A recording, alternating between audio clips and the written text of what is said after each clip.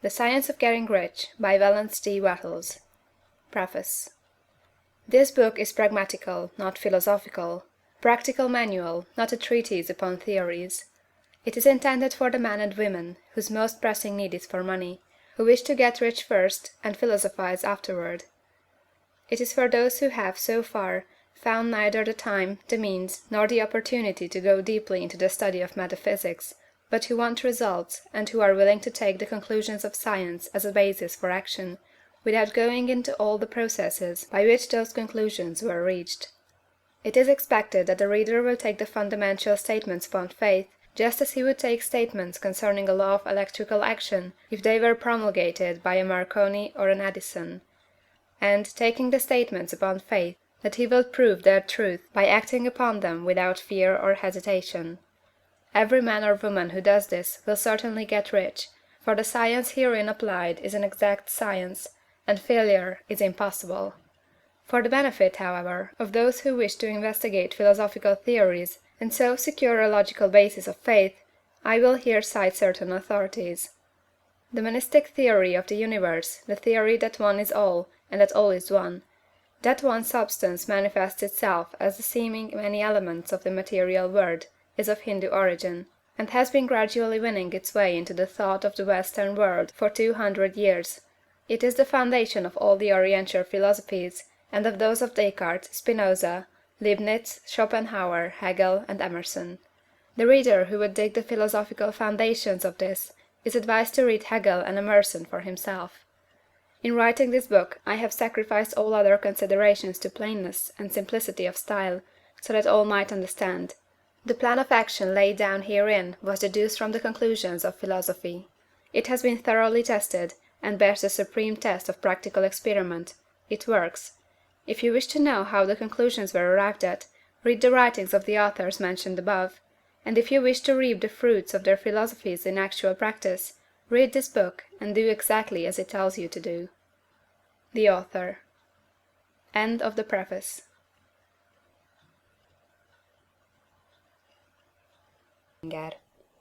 Chapter 1. The Right to be Rich. Whatever may be said in praise of poverty, the fact remains that it is not possible to live a really complete or successful life unless one is rich.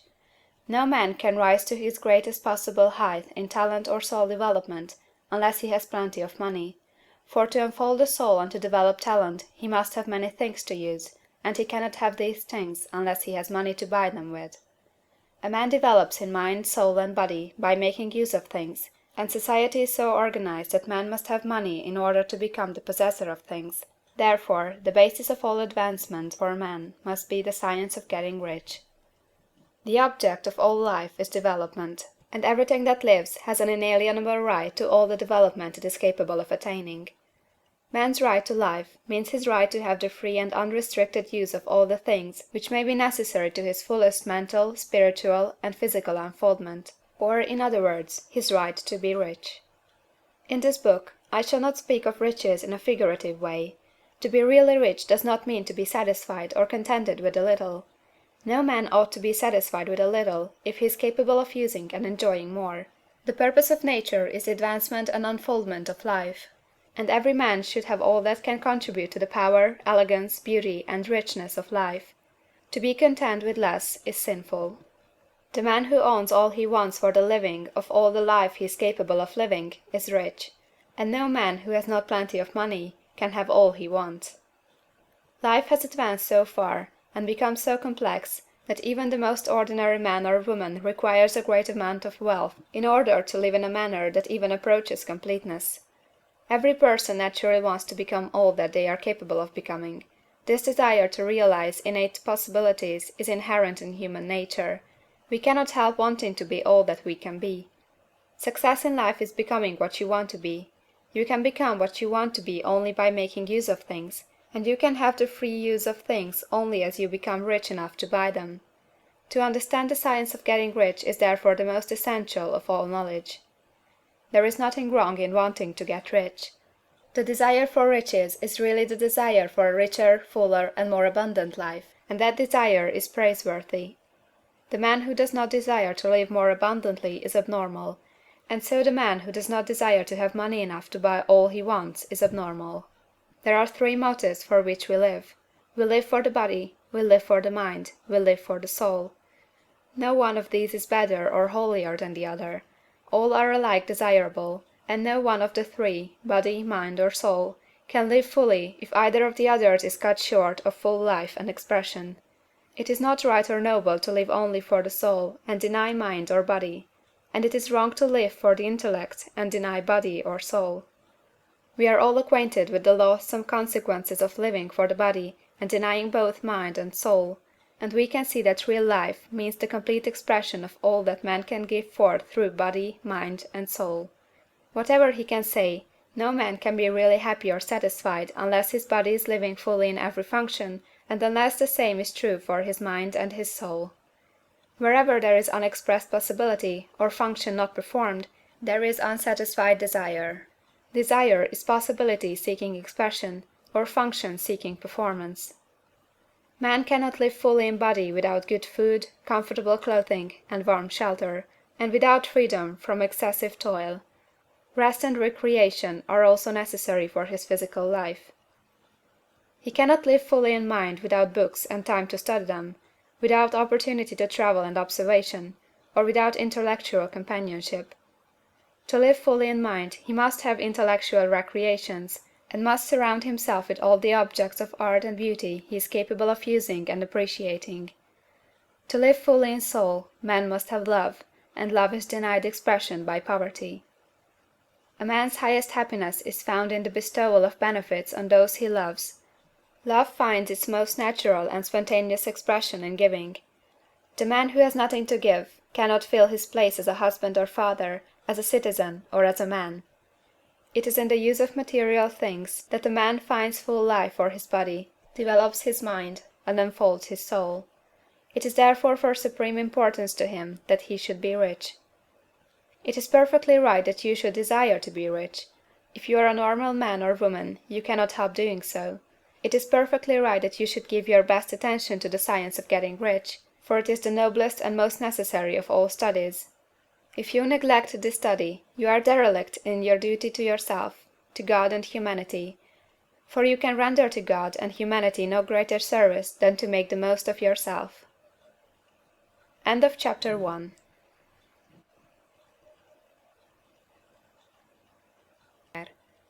Chapter 2. There is a Science of Getting Rich. There is a science of getting rich, and it is an exact science, like algebra or arithmetic. There are certain laws which govern the process of acquiring riches. Once these laws are learned and obeyed by any man, he will get rich with mathematical certainty. The ownership of money and property comes as a result of doing things in a certain way. Those who do things in this certain way, whether on purpose or accidentally, get rich, while those who do not do things in this certain way, no matter how hard they work, or how able they are, remain poor. It is a natural law that like causes always produce like effects, and therefore any man or woman who learns to do things in this certain way will infallibly get rich. That the above statement is true is shown by the following facts. Getting rich is not a matter of environment, for, if it were, all the people in certain neighborhoods would become wealthy, the people of one city would be all rich, while those of other towns would all be poor, or the inhabitants of one state would roll in wealth, while those of an adjoining state would be in poverty. But everywhere we see rich and poor living side by side, in the same environment, and often engaged in the same vocations. When two men are in the same locality, and in the same business, and one gets rich while the other remains poor, it shows that getting rich is not primarily a matter of environment. Some environments may be more favorable than others, but when two men in the same business are in the same neighborhood, and one gets rich while the other fails, it indicates that getting rich is a result of doing things in a certain way. And further, the ability to do things in this certain way is not due solely to the possession of talent, for many people who have great talent remain poor, while others who have very little talent get rich. Studying the people who have got rich, we find that they are an average lot in all respects, having no greater talents or abilities than other men. It is evident that they do not get rich because they possess talents or abilities that other men have not, but because they happen to do things in a certain way. Getting rich is not the result of saving or thrift. Many very penurious people are poor, while free spenders often get rich. Nor is getting rich due to doing things which others fail to do, for two men in the same business often do almost exactly the same things, and one gets rich while the other remains poor or becomes bankrupt. From all these things, we must come to the conclusion that getting rich is the result of doing things in a certain way.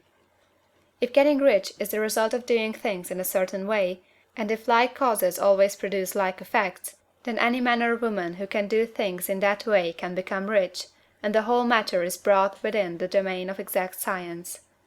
The question arises here, whether this certain way may not be so difficult that only a few may follow it. This cannot be true, as we have seen, so far as natural ability is concerned. Talented people get rich, and blockheads get rich. Intellectually brilliant people get rich, and very stupid people get rich. Physically strong people get rich, and weak and sickly people get rich. Some degree of ability to think and understand is, of course, essential. But in so far natural ability is concerned, any man or woman who has sense enough to read and understand these words can certainly get rich. Also, we have seen that it is not a matter of environment. Location counts for something. One would not go to the heart of the Sahara and expect to do successful business. Getting rich involves the necessity of dealing with men, and of being where there are people to deal with. And if these people are inclined to deal in the way you want to deal, so much the better. But that is about as far as environment goes. If anybody else in your town can get rich, so can you. And if anybody else in your state can get rich, so can you. Again, it is not a matter of choosing some particular business or profession. People get rich in every business and in every profession, while their next-door neighbors on the same vocation remain in poverty. It is true that you will do best in a business which you like, and which is congenial to you. And if you have certain talents which are well developed, you will do best in a business which calls for the exercise of those talents. Also, you will do best in a business which is suited to your locality. An ice cream parlor would do better in a warm climate than in Greenland, and a salmon fishery would succeed better in the Northwest than in Florida, where there are no salmon. But, aside from these general limitations, getting rich is not dependent upon your engaging in some particular business, but upon your learning to do things in a certain way. If you are now in business and everybody else in your locality is getting rich in the same business while you are not getting rich, it is because you are not doing things in the same way that the other person is doing them. No one is prevented from getting rich by lack of capital. True, as you get capital the increase becomes more easy and rapid, but one who has capital is already rich, and does not need to consider how to become so. No matter how poor you may be, if you begin to do things in a certain way, you will begin to get rich, and you will begin to have capital. The getting of capital is a part of the process of getting rich, and it is a part of the result which invariably follows the doing of things in a certain way. You may be the poorest man on the continent, and be deeply in debt. You may have neither friends, influence, nor resources, but if you begin to do things in this way, you must infallibly begin to get rich, for like causes must produce like effects. If you have no capital, you can get capital. If you are in the wrong business, you can get into the right business. If you are in the wrong location, you can go to the right location, and you can do so by beginning in your present business and in your present location to do things in the certain way which causes success. End of chapter 2.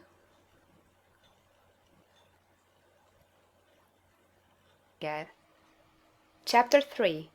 Is opportunity monopolized? No man is kept poor because opportunity has been taken away from him, because other people have monopolized the wealth and have put a fence around it. You may be shut off from engaging in business in certain lines, but there are other channels open to you. Probably it would be hard for you to get control of any of the great railroad systems. That field is pretty well monopolized. But the electric railway business is still in its infancy, and offers plenty of scope for enterprise, and it will be but a few years until traffic and transportation through the air will become a great industry, and in all its branches will give employment to hundreds of thousands and perhaps to millions of people. Why not turn your attention to the development of aerial transportation, instead of competing with J. Hill and others for a chance in the steam railway world? It is quite true that if you are a workman in the employ of the Steel Trust, you have very little chance of becoming the owner of the plant in which you work. But it is also true that if you will commence the act in a certain way, You can soon leave the employ of the Steel Trust. You can buy a farm of from 10 to 40 acres, and engage in business as a producer of foodstuffs. There is great opportunity at this time for men who will live upon small tracts of land and cultivate the same intensively. Such men will certainly get rich. You may say that it is impossible for you to get the land, but I am going to prove to you that it is not impossible, and that you can certainly get a farm if you will go to work in a certain way. At different periods the tide of opportunity sets in different directions, according to the needs of the whole, and the particular stage of social evolution which has been reached. At present, in America, it is setting toward agriculture and the allied industries and professions. Today, opportunity is open before the factory worker in his line.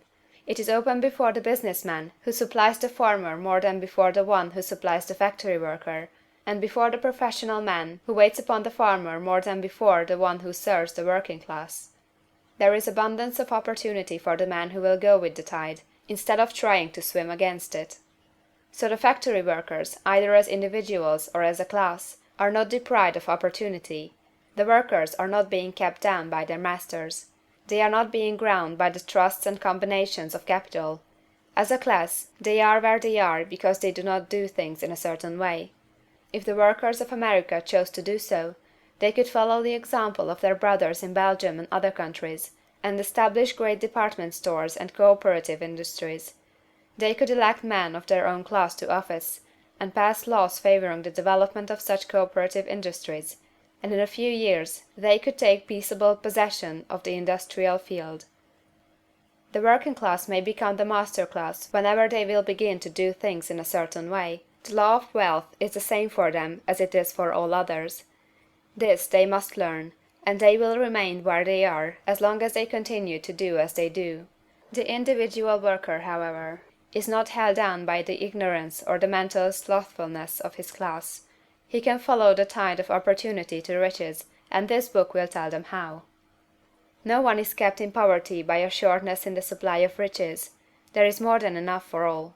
A palace as large as the Capitol at Washington might be built for every family on earth from the building material in the United States alone, and under intensive cultivation this country would produce wool, cotton, linen, and silk enough to clothe each person in the world finer than Solomon was arrayed in all his glory, together with food enough to feed them all luxuriously.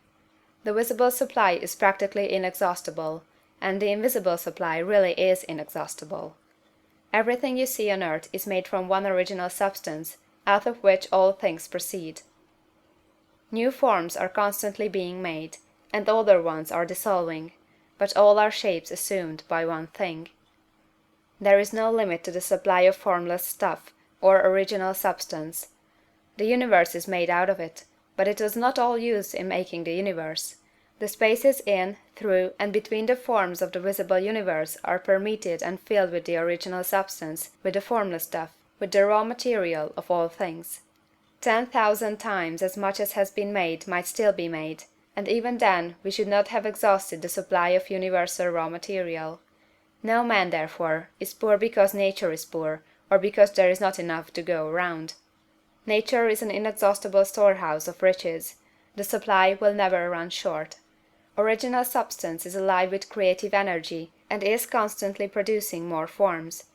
When the supply of building material is exhausted, more will be produced.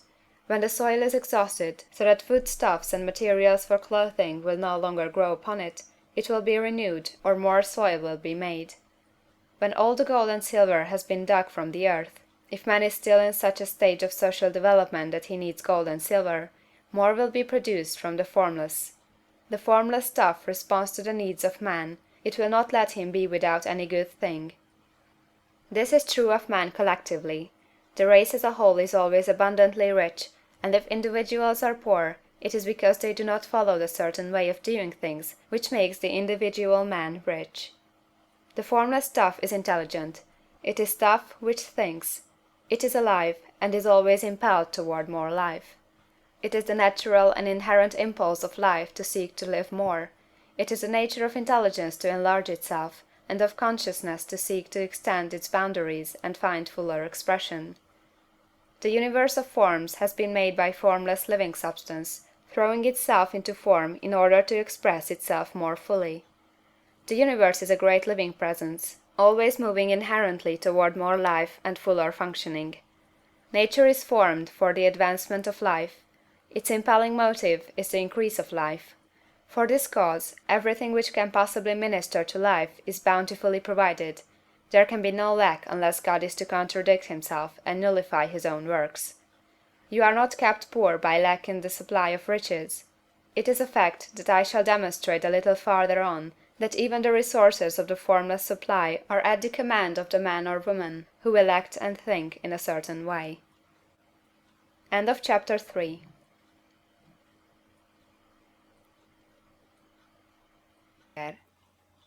Chapter 4. The first principle in the science of getting rich. Thought is the only power which can produce tangible riches from the formless substance. The stuff from which all things are made is a substance which thinks, and the thought of form in this substance produces the form. Original substance moves according to its thoughts. Every form and process you see in nature is the visible expression of a thought in original substance. As the formless stuff thinks of a form, it takes that form; as it thinks of a motion, it makes that motion. That is the way all things were created. We live in a thought world, which is part of a thought universe. The thought of a moving universe extended throughout formless substance, and the thinking stuff moving according to that thought took the form of systems of planets, and maintains that form. Thinking substance takes the form of its thought, and moves according to the thought. Holding the idea of a circling system of suns and worlds, it takes the form of these bodies, and moves them as it thinks.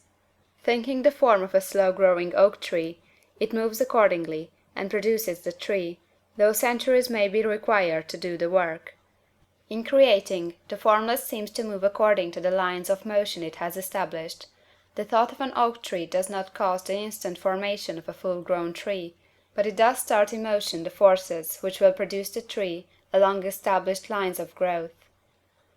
Every thought of form, held in thinking substance, causes the creation of the form, but always, or at least generally, along lines of growth and action already established. The thought of a house of a certain construction, if it were impressed upon formless substance, might not cause the instant formation of the house, but it would cause the turning of creative energies already working in trade and commerce into such channels as to result in the speedy building of the house. And if there were no existing channels through which the creative energy could work, then the house would be formed directly from primal substance, without waiting for the slow processes of the organic and inorganic world. No thought of form can be impressed upon original substance without causing the creation of the form. Man is a thinking centre, and can originate thought. All the forms that man fashions with his hands must first exist in his thought. He cannot shape a thing until he has thought that thing. And so far man has confined his efforts wholly to the work of his hands.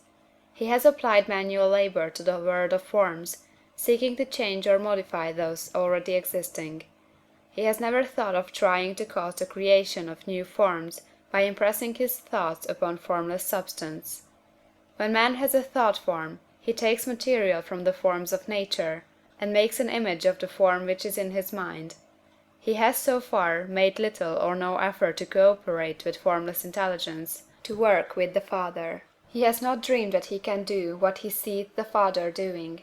Man reshapes and modifies existing forms by manual labor.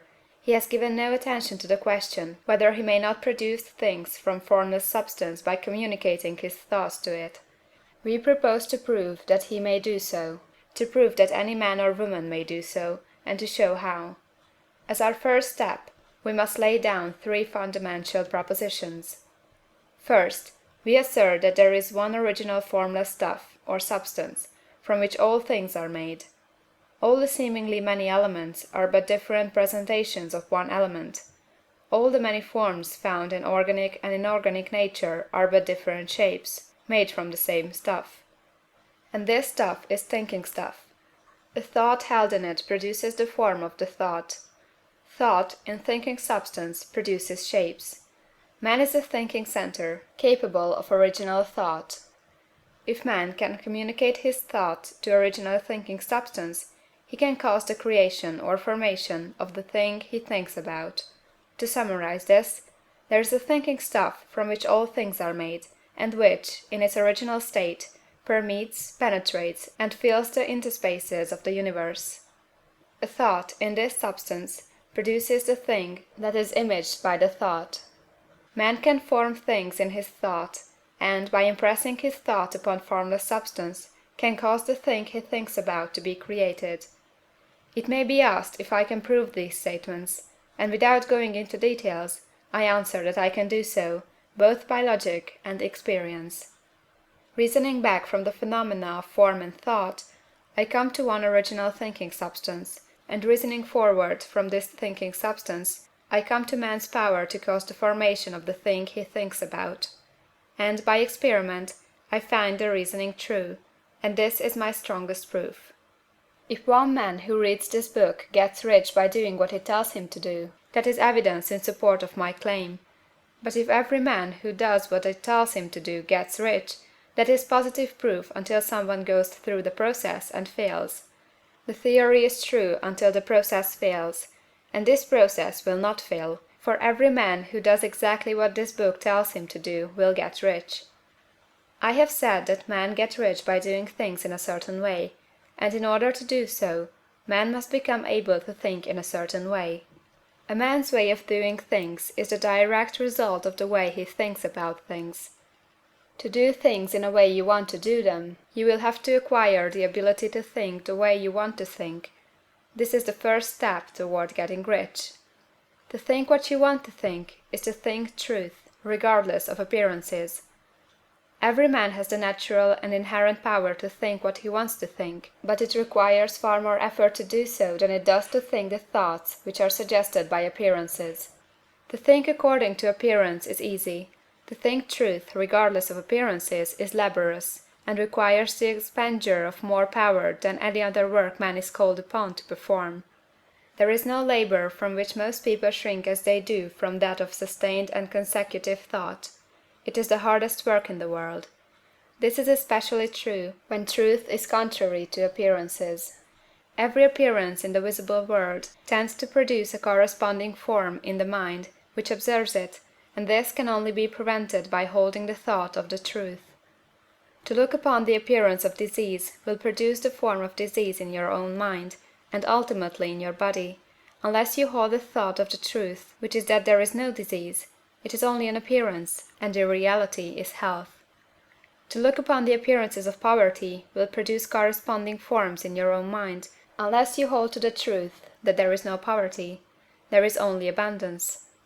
To think health when surrounded by the appearances of disease, or to think riches when in the midst of appearances of poverty, requires power. But he who acquires this power becomes a master mind. He can conquer fate, he can have what he wants. This power can only be acquired by getting hold of the basic fact which is behind all appearances, and that fact is that there is one thinking substance from which and by which all things are made. Then we must grasp the truth that every thought held in this substance becomes a form, and that man can so impress his thoughts upon it as to cause them to take form and become visible things. When we realize this, we lose all doubt and fear, for we know that we can create we want to create, we can get what we want to have, and can become what we want to be. As a first step toward getting rich, you must believe the 3 fundamental statements given previously in this chapter, and in order to emphasize them, I repeat them here. There is a thinking stuff from which all things are made, and which, in its original state, permeates, penetrates, and fills the interspaces of the universe. A thought, in this substance, produces the thing that is imaged by the thought. Man can form things in his thought, and, by impressing his thought upon formless substance, can cause the thing he thinks about to be created. You must lay aside all other concepts of the universe than this monistic one, and you must dwell upon this until it is fixed in your mind, and has become your habitual thought. Read these creed statements over and over again, fix every word upon your memory, and meditate upon them until you firmly believe what they say. If a doubt comes to you, cast it aside as a sin. Do not listen to arguments against this idea. Do not go to churches or lectures where a contrary concept of things is taught or preached. Do not read magazines or books which teach a different idea. If you get mixed up in your faith, all your efforts will be in vain. Do not ask why these things are true, nor speculate as to how they can be true. Simply take them on trust. The science of getting rich begins with the absolute acceptance of this faith. End of chapter 4.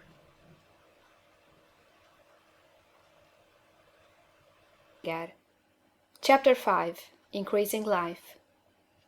You must get rid of the last vestige of the old idea that there is a deity whose will it is that you should be poor, or whose purposes may be served by keeping you in poverty. The intelligent substance which is all, and in all, and which lives in all, and lives in you, is a consciously living substance. Being a consciously living substance, it must have the nature and inherent desire of every living intelligence for increase of life. Every living thing must continually seek for the enlargement of its life, because life, in the mere act of living, must increase itself. A seed, dropped into the ground, springs into activity, and in the act of living produces 100 more seeds. Life, by living, multiplies itself. It is forever becoming more. It must do so if it continues to be at all. Intelligence is under the same necessity for continuous increase. Every thought we think makes it necessary for us to think another thought. Consciousness is continually expanding. Every fact we learn leads us to the learning of another fact. Knowledge is continually increasing. Every talent we cultivate brings to the mind the desire to cultivate another talent. We are subject to the urge of life, seeking expression, which ever drives us on to know more, to do more, and to be more. In order to know more, do more, and be more, we must have more. We must have things to use, for we learn, and do, and become, only by using things. We must get rich, so that we can live more. The desire for riches is simply the capacity for larger life seeking fulfillment.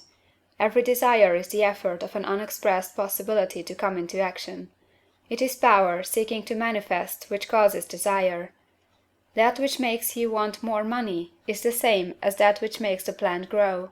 It is life, seeking fuller expression.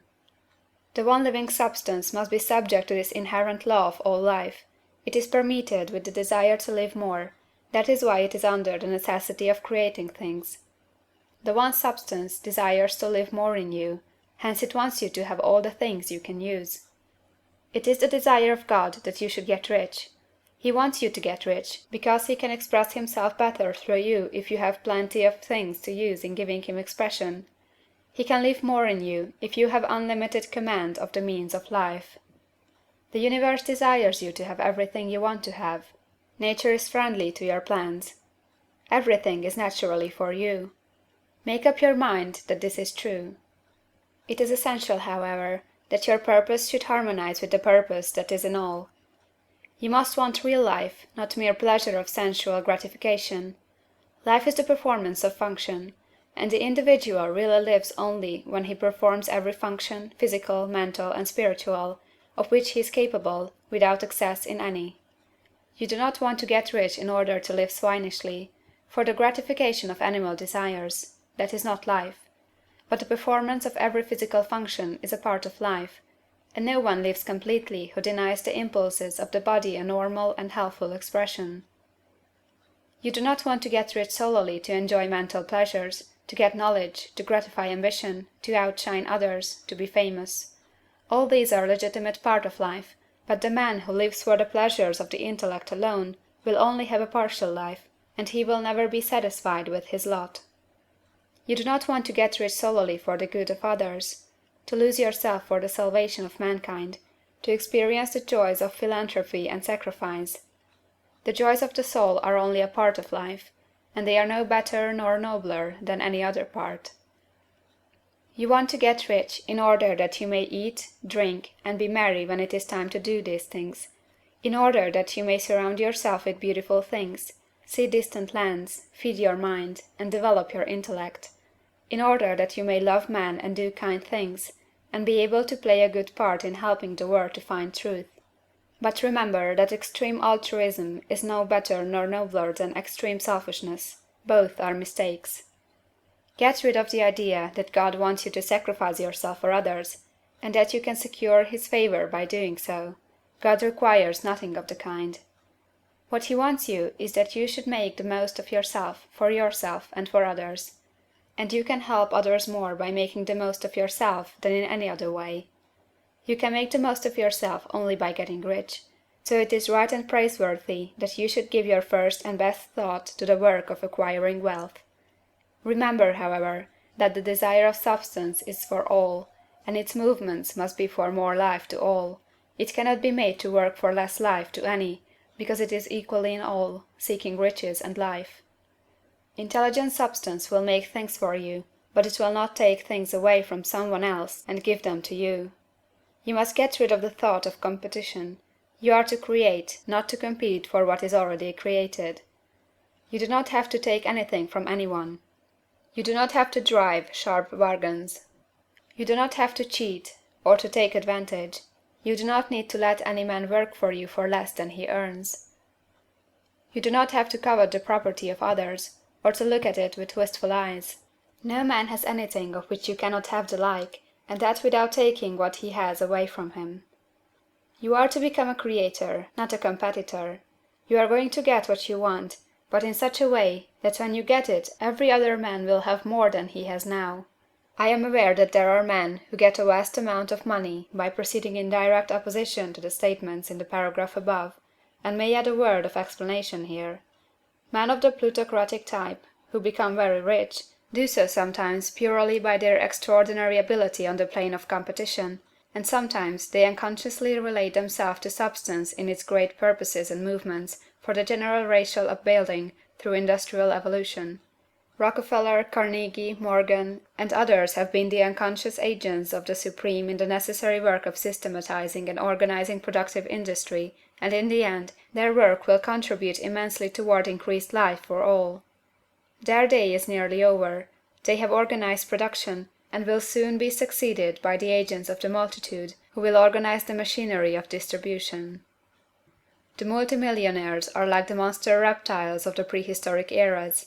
They play a necessary part in the evolutionary process, but the same power which produced them will dispose of them. And it is well to bear in mind that they have never been really rich. A record of the private lives of most of this class will show that they have really been the most abject and wretched of the poor. Riches secured on the competitive plane are never satisfactory and permanent. They are yours today and another's tomorrow. Remember, if you are to become rich in a scientific and certain way, you must rise entirely out of the competitive thought. You must never think for a moment that the supply is limited. Just as soon as you begin to think that all the money is being cornered and controlled by bankers and others, and that you must exert yourself to get laws passed to stop this process and so on, in that moment you drop into the competitive mind, and your power to cause creation is gone for the time being, and what is worse, you will probably arrest the creative movements you have already instituted. Know that there are countless millions of dollars worth of gold in the mountains of the earth, not yet brought to light, and know that if there were not, more would be created from thinking substance to supply your needs. Know that the money you need will come, even if it is necessary for 1,000 men to be led to the discovery of new gold mines tomorrow. Never look at the visible supply, look always at the limitless riches in formless substance, and know that they are coming to you as fast as you can receive and use them. Nobody, by cornering the visible supply, can prevent you from getting what is yours. So never allow yourself to think for an instant that all the best building spots will be taken before you get ready to build your house, unless you hurry. Never worry about the trusts and combines, and get anxious for fear they will soon come to own the whole earth. Never get afraid that you will lose what you want because some other person beats you to it. That cannot possibly happen. You are not seeking anything that is possessed by anybody else. You are causing what you want to be created from formless substance, and the supply is without limits. Stick to the formulated statement. There is a thinking stuff from which all things are made, and which, in its original state, permeates, penetrates, and fills the interspaces of the universe. A thought, in this substance, produces the thing that is imaged by the thought. Man can form things in his thought, and, by impressing his thought upon formless substance, can cause the thing he thinks about to be created.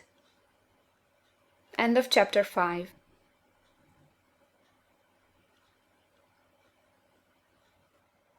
Chapter 6. How Riches Come to You.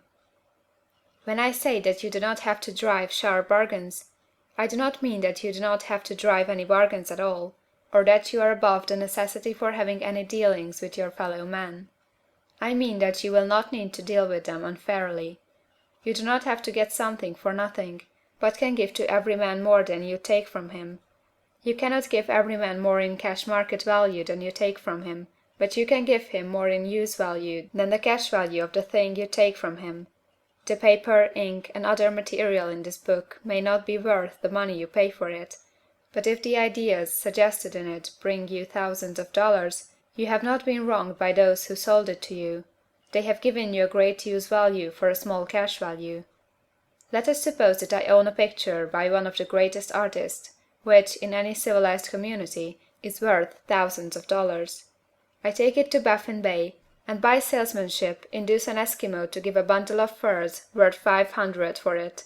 I have really wronged him, for he has no use for the picture. It has no use value to him. It will not add to his life. But suppose I give him a gun, worth $50 for his furs. Then he has made a good bargain. He has use for the gun. It will get him many more furs and much food. It will add to his life in every day. It will make him rich. When you rise from the competitive to the creative plane, you can scan your business transactions very strictly, and if you are selling any man anything which does not add more to his life than the thing he gives you in exchange, you can afford to stop it. You do not have to beat anybody in business. And if you are in a business which does beat people, get out of it at once. Give every man more in use value than you take from him in cash value. Then you are adding to the life of the world by every business transaction. If you have people working for you, you must take from them more cash value than you pay them in wages.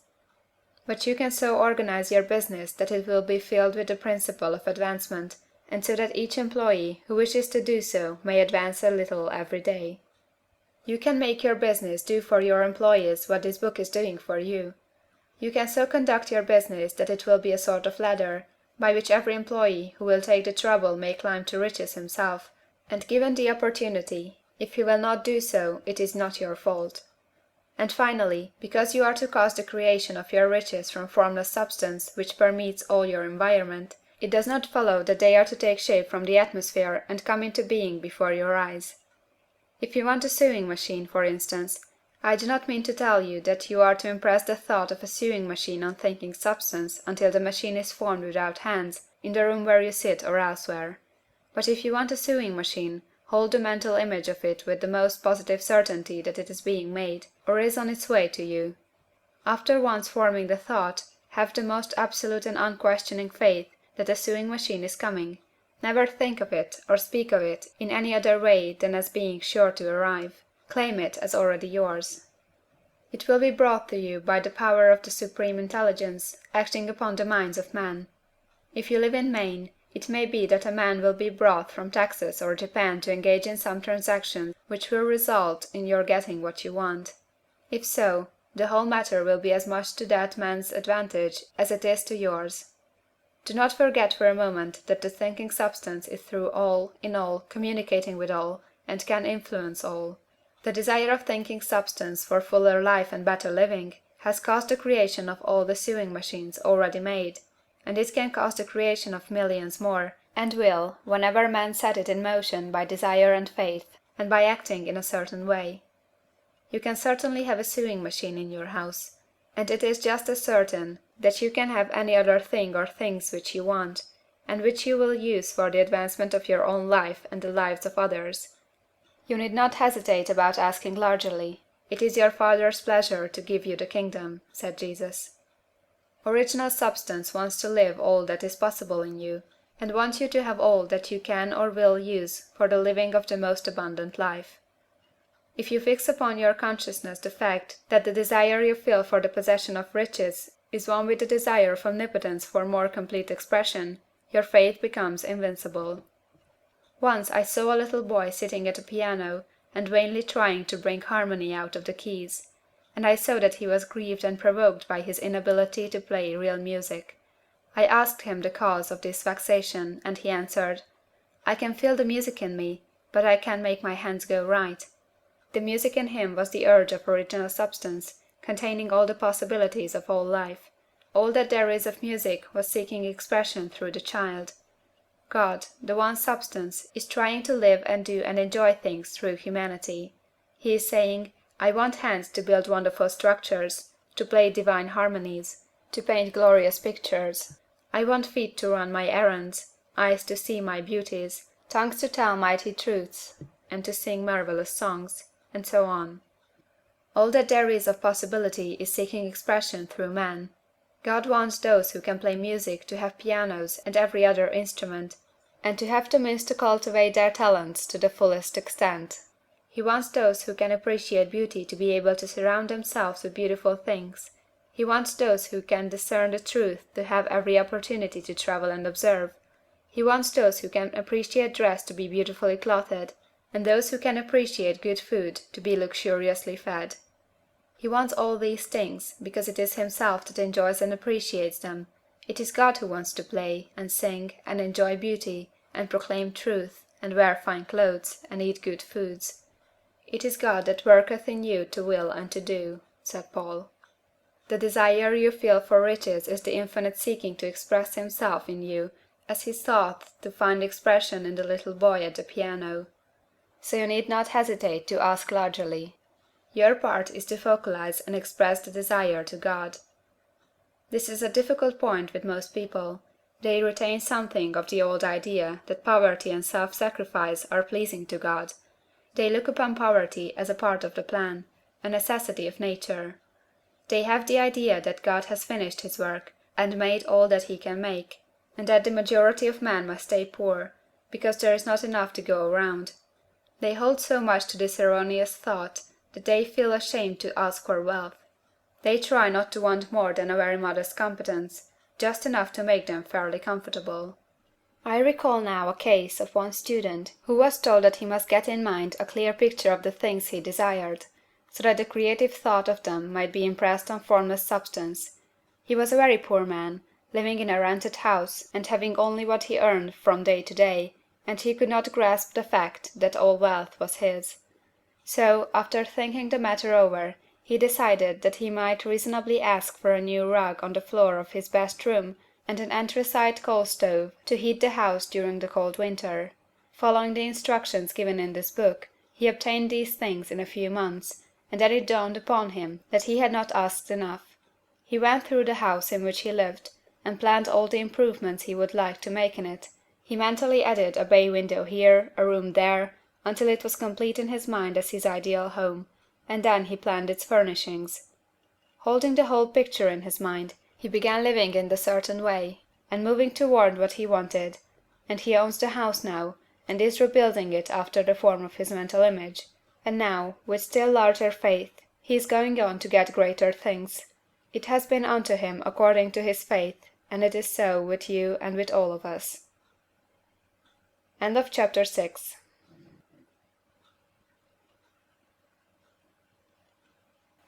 Chapter 7. Gratitude.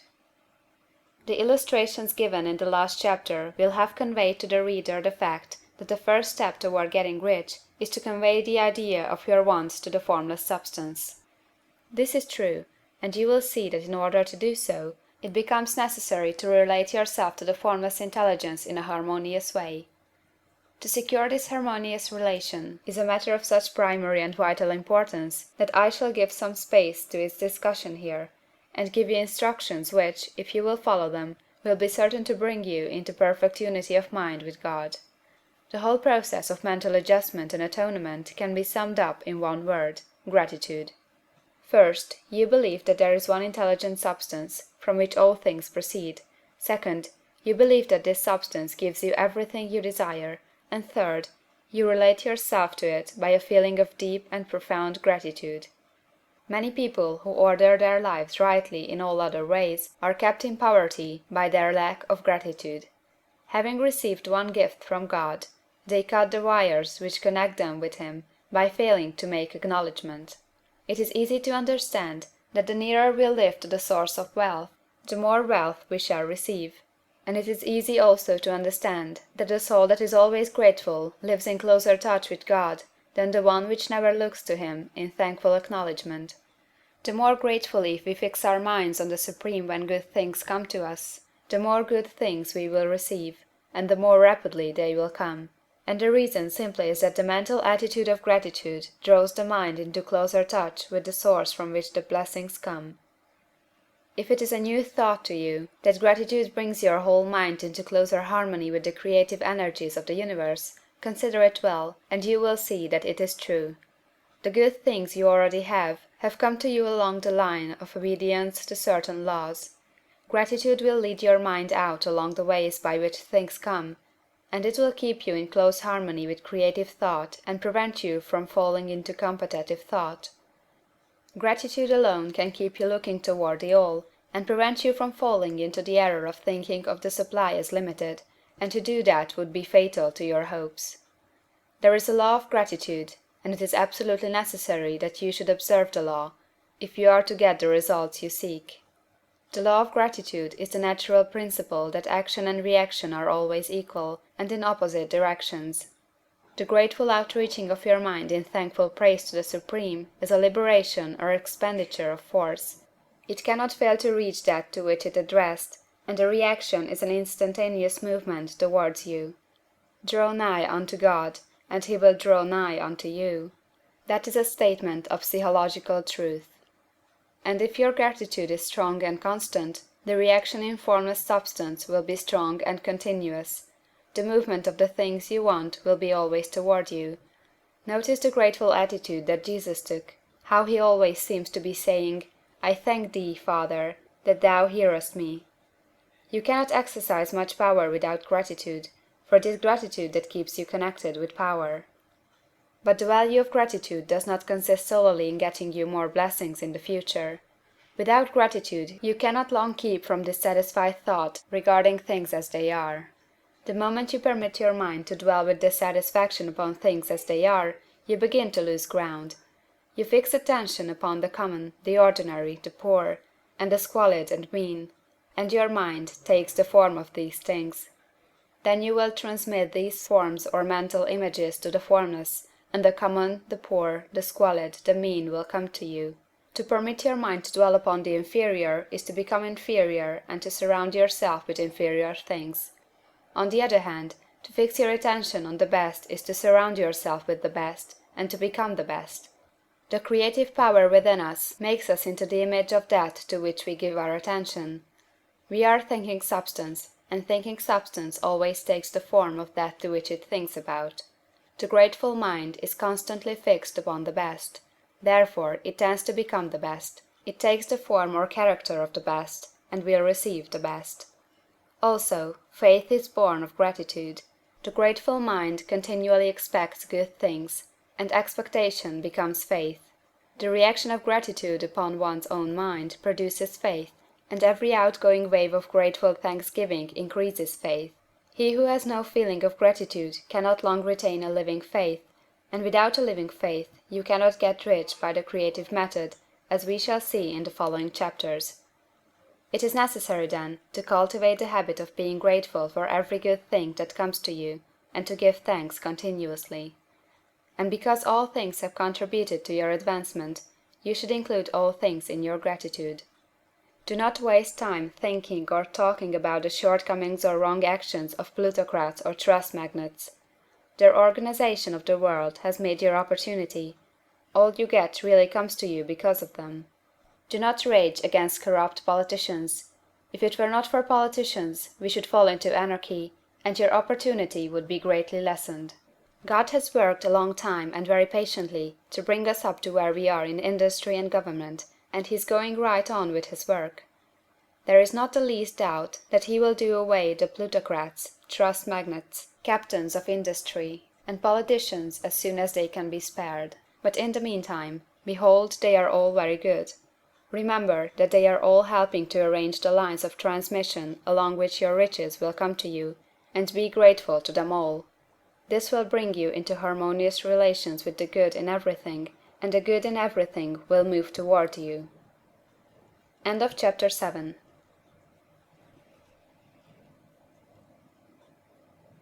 Chapter 8. Thinking in the Certain Way.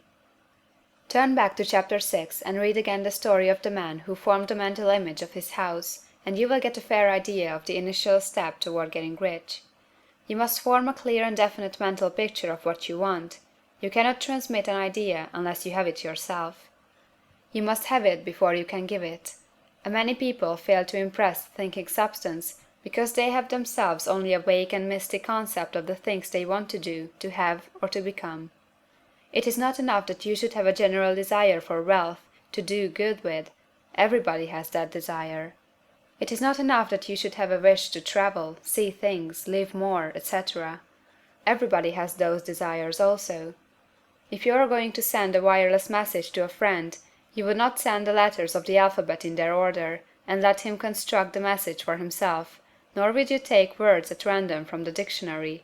You would send a coherent sentence, one which meant something. When you try to impress your wants upon substance, remember that it must be done by a coherent statement. You must know what you want, and be definite. You can never get rich or start the creative power into action by sending out unformed longings and vague desires. Go over your desires, just as the man I have described went over his house. See just what you want, and get a clear mental picture of it as you wish it to look when you get it. That clear mental picture you must have continually in mind, as the sailor has in mind the port toward which he is sailing the ship. You must keep your face toward it all the time. You must no more lose sight of it than the steersman loses sight of the compass. It is not necessary to take exercises in concentration, nor to set apart special times for prayer and affirmation, nor to go into the silence, nor to do occult stunt of any kind. These things are well enough, but all you need is to know what you want, and to want it badly enough so that it will stay in your thoughts. Spend as much your leisure time as you can in contemplating your picture, but no one needs to take exercises to concentrate his mind on a thing he really wants. It is the things you do not really care about which require effort to fix your attention upon them. And unless you really want to get rich, so that the desire is strong enough to hold your thoughts directed to the purpose as the magnetic pole holds the needle of the compass, it will hardly be worth while for you to try to carry out the instructions given in this book. The methods herein set forth are for people whose desire for riches is strong enough to overcome mental laziness and the love of ease, and make them work. The more clear and definite you make your picture then, and the more you dwell upon it, bringing out all its delightful details, the stronger your desire will be, and the stronger your desire, the easier it will be to hold your mind fixed upon the picture of what you want. Something more is necessary, however, than merely to see the picture clearly. If that is all you do, you are only a dreamer, and will have little or no power for accomplishment. Behind your clear vision must be the purpose to realize it, to bring it out in tangible expression. And behind this purpose must be an invincible and unwavering faith that the thing is already yours, that it is at hand, and you have only to take possession of it. Live in the new house mentally until it takes form around you physically. In the mental realm, enter at once into full enjoyment of the things you want. Whatsoever things ye ask for when ye pray, believe that ye receive them, and ye shall have them, said Jesus. See the things you want as if they were actually around you all the time. See yourself as owning and using them. Make use of them in imagination just as you will use them when they are your tangible possessions. Dwell upon your mental picture until it is clear and distinct, and then take the mental attitude of ownership toward everything in that picture. Take possession of it, in mind, in the full faith that it is actually yours. Hold to this mental ownership.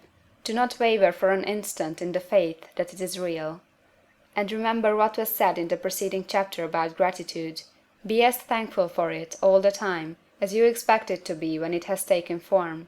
The man who can sincerely thank God for the things which as yet he owns only in imagination has real faith.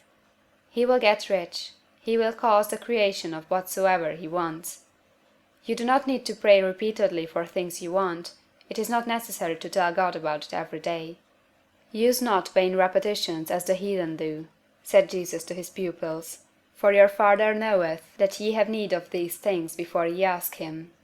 Your part is to intelligently formulate your desire for the things which make for a larger life, and to get these desire arranged into a coherent whole, and then to impress this whole desire upon the formless substance, which has the power and the will to bring you what you want.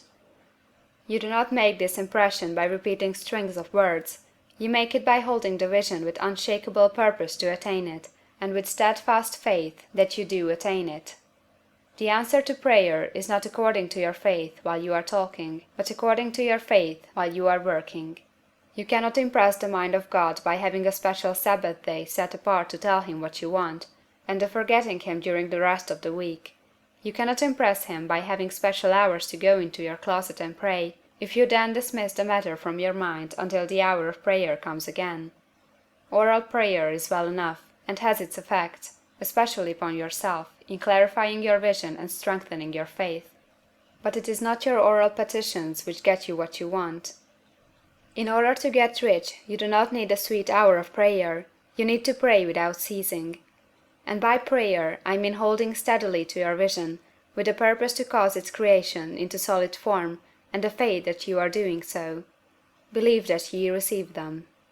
The whole matter turns on receiving, once you have clearly formed your vision. When you have formed it, it is well to make an oral statement, addressing the Supreme in reverent prayer, and from that moment you must, in mind, receive what you ask for. Live in the new house, wear the fine clothes, ride in the automobile, go on the journey, and confidently plan for greater journeys. Think and speak of all the things you have asked for in terms of actual present ownership. Imagine an environment and a financial condition exactly as you want them, and live all the time in that imaginary environment and financial condition. Mind, however, that you do not do this as a mere dreamer or castle builder. Hold to the faith that the imaginary is being realized, and to the purpose to realize it. Remember that it is faith and purpose in the use of the imagination which makes the difference between the scientist and the dreamer. And having learned this fact, it is here that you must learn the proper use of the will. End of chapter 8.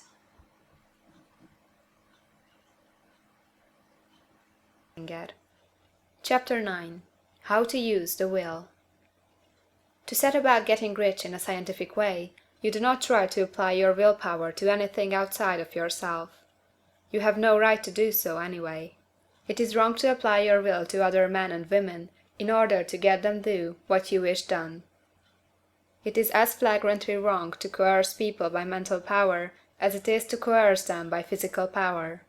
If compelling people by physical force to do things for you reduces them to slavery, compelling them by mental means accomplishes exactly the same thing. The only difference is in methods.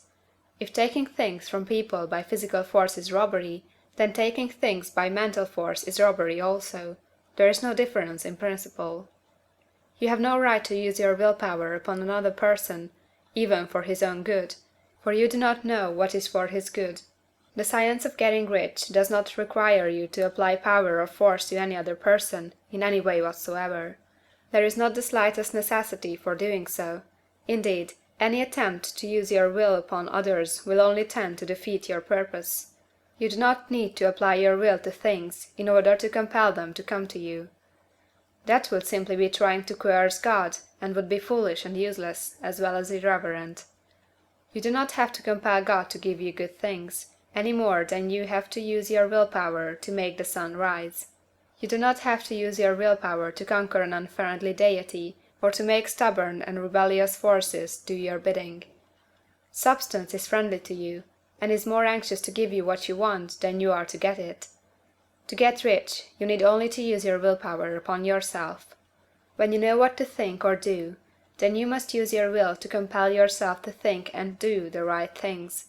That is the legitimate use of the will in getting what you want, to use it in holding yourself to the right course.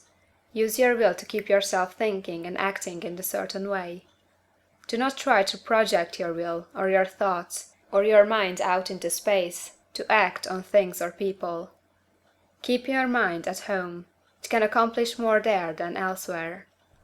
Use your mind to form a mental image of what you want, and to hold that vision with faith and purpose. And use your will to keep your mind working in the right way. The more steady and continuous your faith and purpose, the more rapidly you will get rich, because you will make only positive impressions upon substance, and you will not neutralize or offset them by negative impressions. The picture of your desires, held with faith and purpose, is taken up by the Formless, and permits it to great distances throughout the universe for all I know. As this impression spreads, all things are set moving toward its realization. Every living thing, every inanimate thing, and the things yet uncreated, are stirred toward bringing into being that which you want. All force begins to be exerted in that direction, all things begin to move toward you. The minds of people, everywhere, are influenced toward doing the things necessary to the fulfilling of your desires, and they work for you unconsciously. But you can check all this by starting a negative impression in the formless substance. Doubt or unbelief is as certain to start a movement away from you as faith and purpose are to start one toward you. It is by not understanding this that most people who try to make use of mental science in getting rich make their failure. Every hour and moment you spend in giving heed to doubts and fears, every hour you spend in worry, every hour in which your soul is possessed by unbelief, sets a current away from you in the whole domain of intelligent substance. All the promises are unto them that believe, and unto them only. Notice how insistent Jesus was upon his point of belief, and now you know the reason why. Since belief is all important, it behooves you to guard your thoughts, and as your beliefs will be shaped in a very great extent by the things you observe and think about, it is important that you should command your attention. And here the will comes into use, for it is by your will that you determine upon what things your attention shall be fixed. If you want to become rich, you must not make a study of poverty. Things are not brought into being by thinking about their opposites. Health is never to be attained by studying disease and thinking about disease. Righteousness is not to be promoted by studying sin and thinking about sin. And no one ever got rich by studying poverty and thinking about poverty. Medicine as a science of disease has increased disease. Religion as science of sin has promoted sin, and economics as a study of poverty will fill the world with wretchedness and want. Do not talk about poverty, do not investigate it or concern yourself with it. Never mind what its causes are. You have nothing to do with them. What concerns you is the cure. Do not spend your time in charitable work or charity movements. All charity only tends to perpetuate the wretchedness it aims to eradicate. I do not say that you should be hard-hearted or unkind, and refuse to hear the cry of need. But you must not try to eradicate poverty in any of the conventional ways. Put poverty behind you, and put all that pertains to it behind you and make good. Get rich, that is the best way you can help the poor.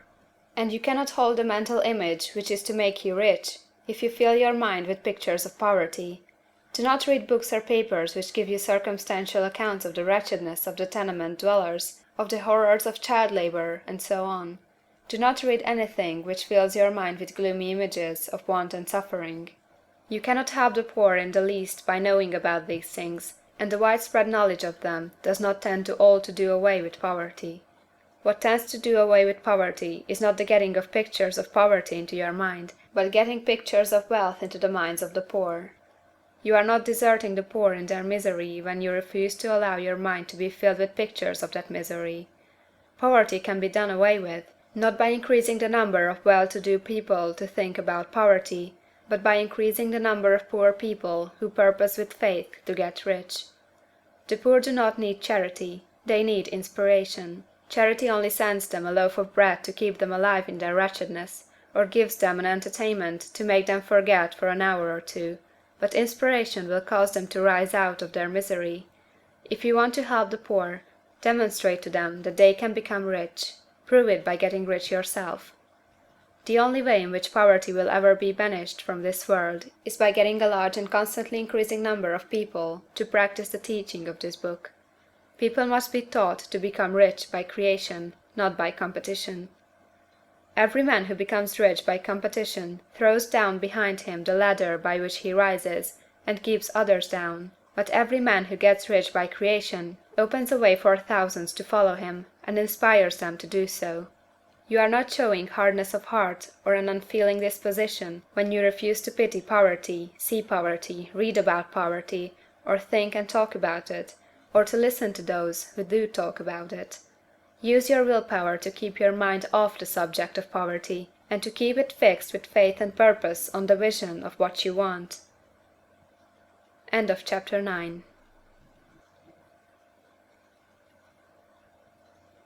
Majlinger. Chapter 10.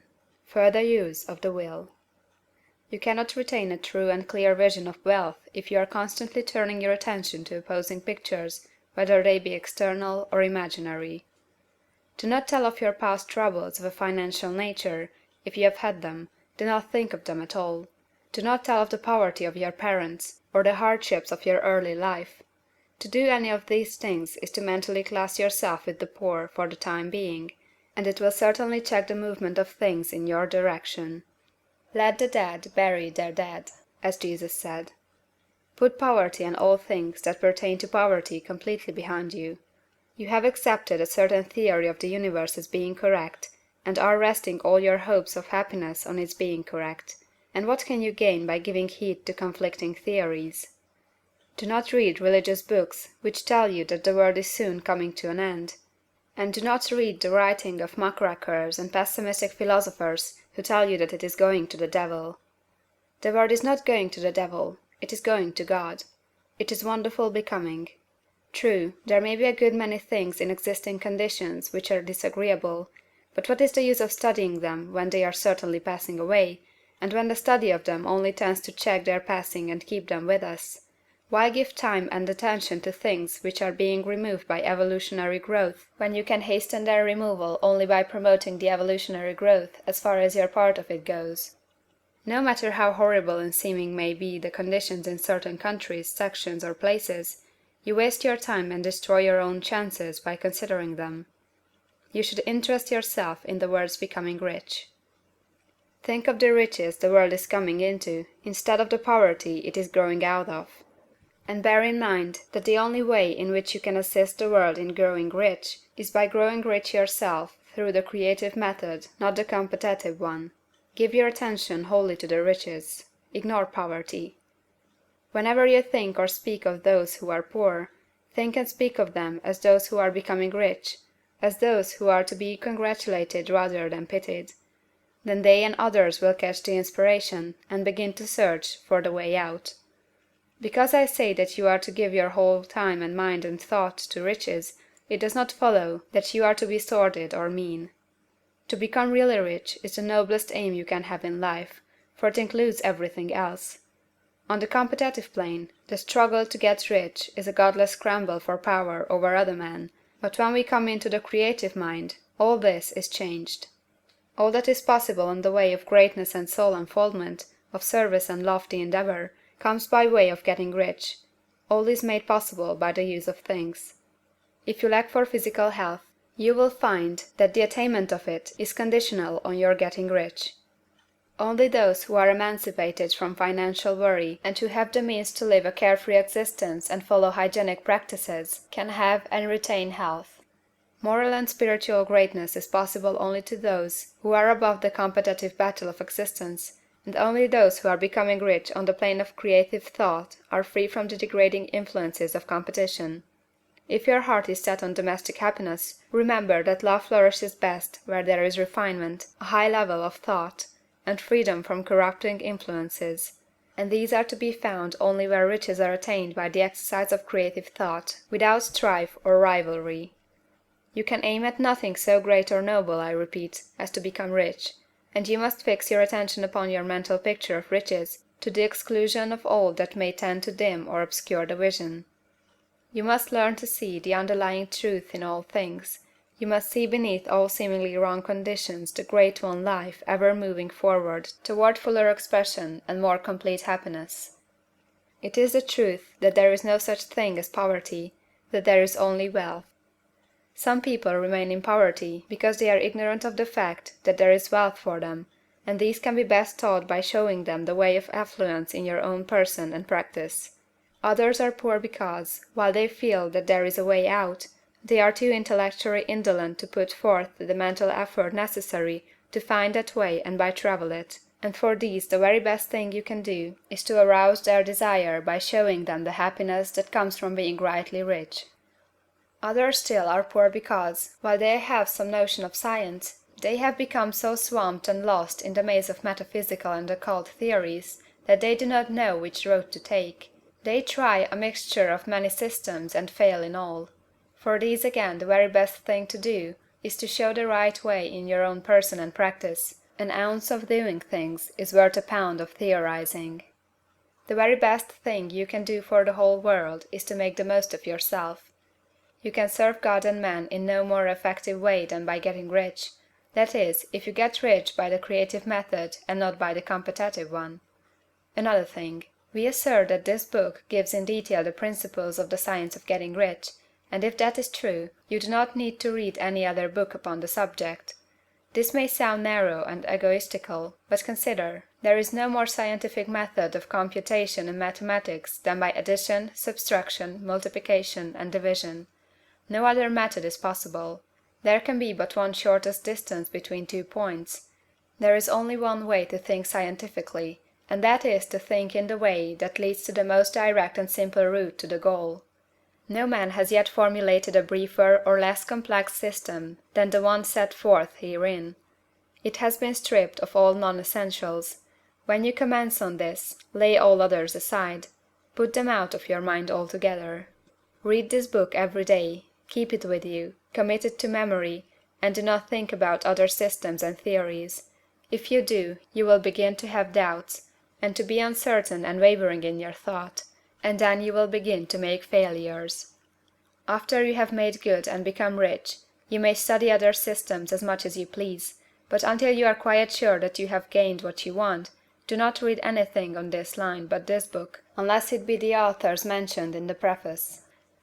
And read only the most optimistic comments on the world's news, those in harmony with your picture.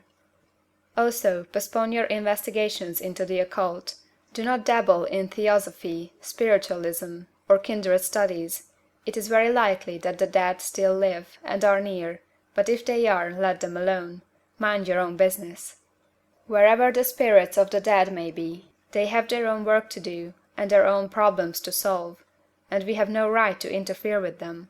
We cannot help them, and it is very doubtful whether they can help us, or whether we have any right to trespass upon their time if they can. Let the dead and the hereafter alone, and solve your own problem, get rich. If you begin to mix with the occult, you will start mental cross-currents which will surely bring your hopes to shipwreck. Now, this and the preceding chapters have brought us to the following statement of the basic facts. There is a thinking stuff from which all things are made, and which, in its original state, permeates, penetrates, and fills the interspaces of the universe. A thought in this substance produces the thing that is imaged by the thought. Man can form things in his thought, and, by impressing his thought upon formless substance, can cause the thing he thinks about to be created. In order to do this, man must pass from the competitive to the creative mind. He must form a clear mental picture of the things he wants, and hold this picture in his thoughts with the fixed purpose to get what he wants, and the unwavering faith that he does get what he wants, closing his mind against all that may tend to shake his purpose, dim his vision, or quench his faith. And in addition to all this, we shall now see that he must live and act in a certain way. End of chapter 10.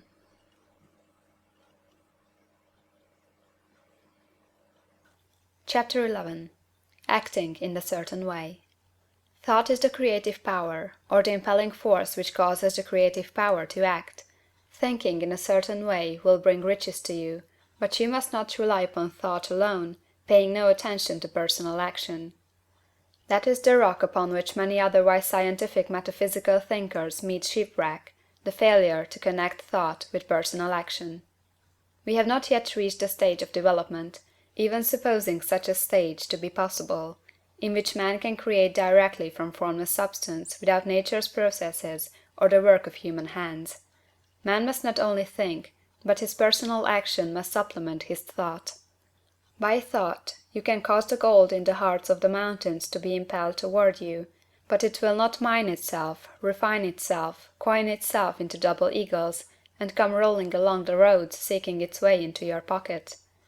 Under the impelling power of the Supreme Spirit, man's affairs will be so ordered that someone will be led to mine the gold for you.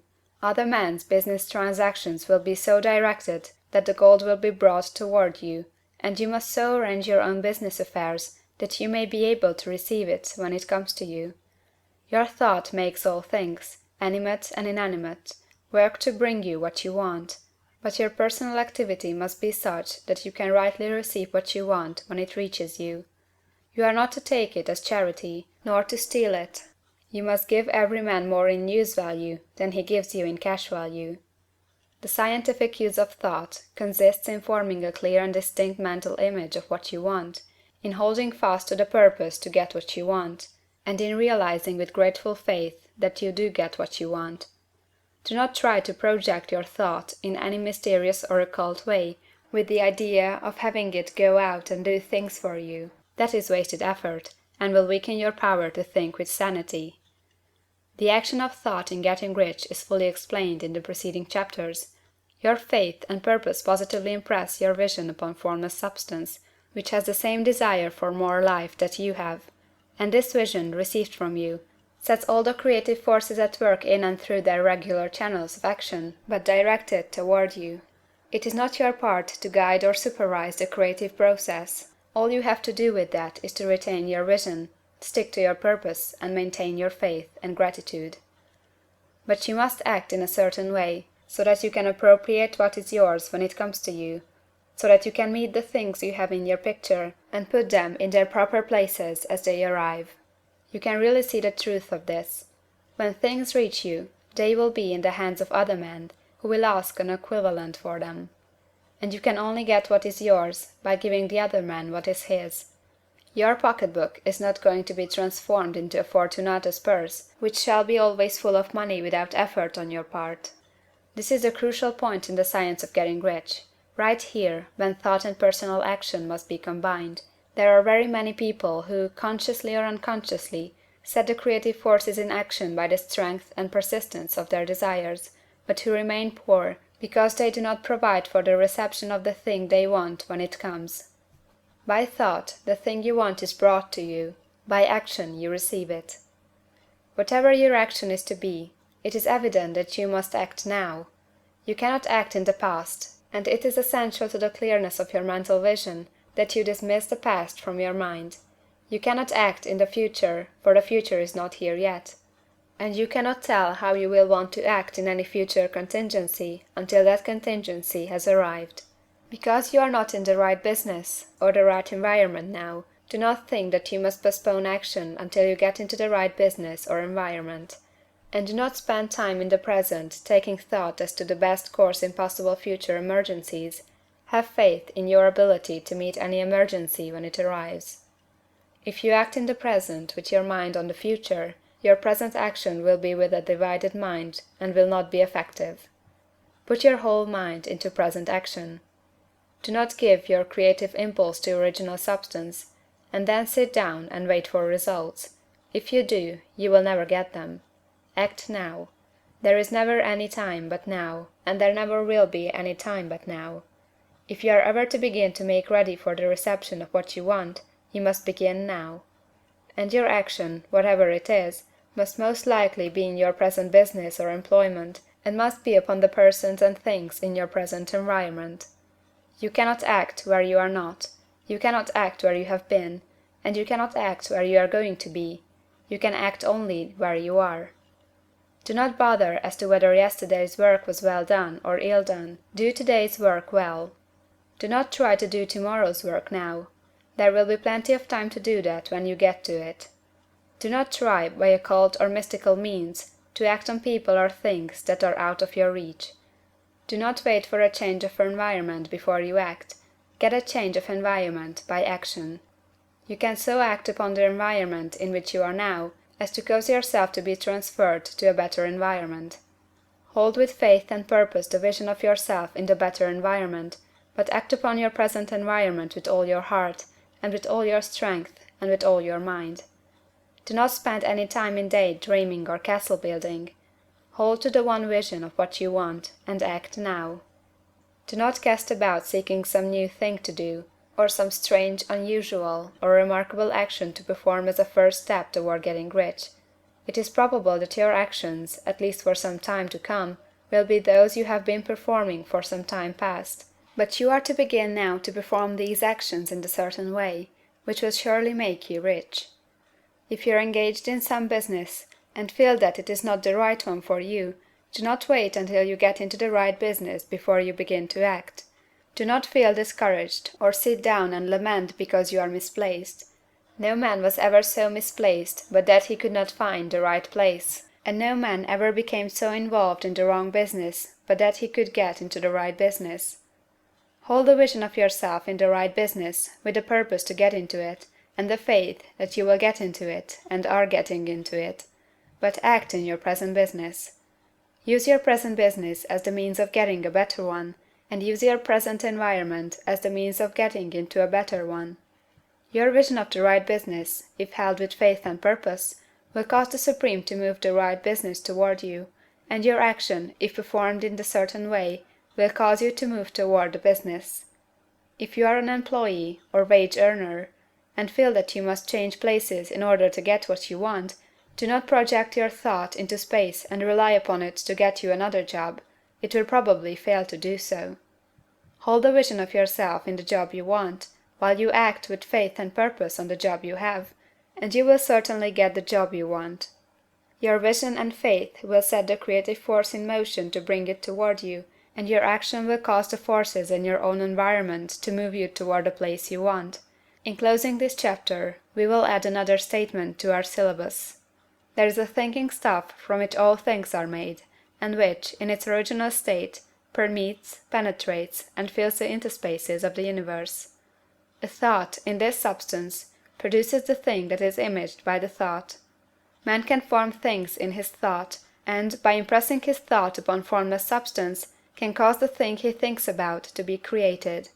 In order to do this, man must pass from the competitive to the creative mind.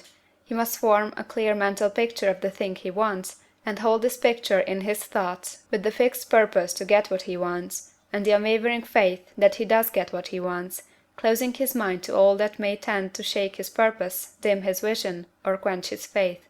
That he may receive what he wants when it comes, man must act now upon the people and things in his present environment. End of chapter 11. Diana Majlinger. Chapter 12. Efficient Action. You must use your thought as directed in previous chapters, and begin to do what you can do where you are, and you must do all that you can do where you are.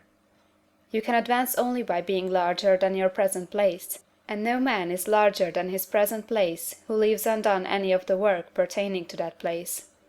The world is advanced only by those who more than fill their present places. If no man quite filled his present place, you can see that there must be a going backward in everything.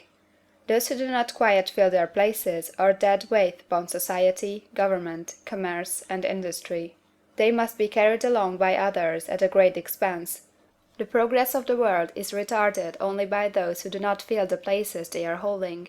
They belong to a former age and a lower stage or plane of life, and their tendency is toward degeneration. No society could advance if every man was smaller than his place. Social evolution is guided by the law of physical and mental evolution. In the animal world, evolution is caused by excess of life.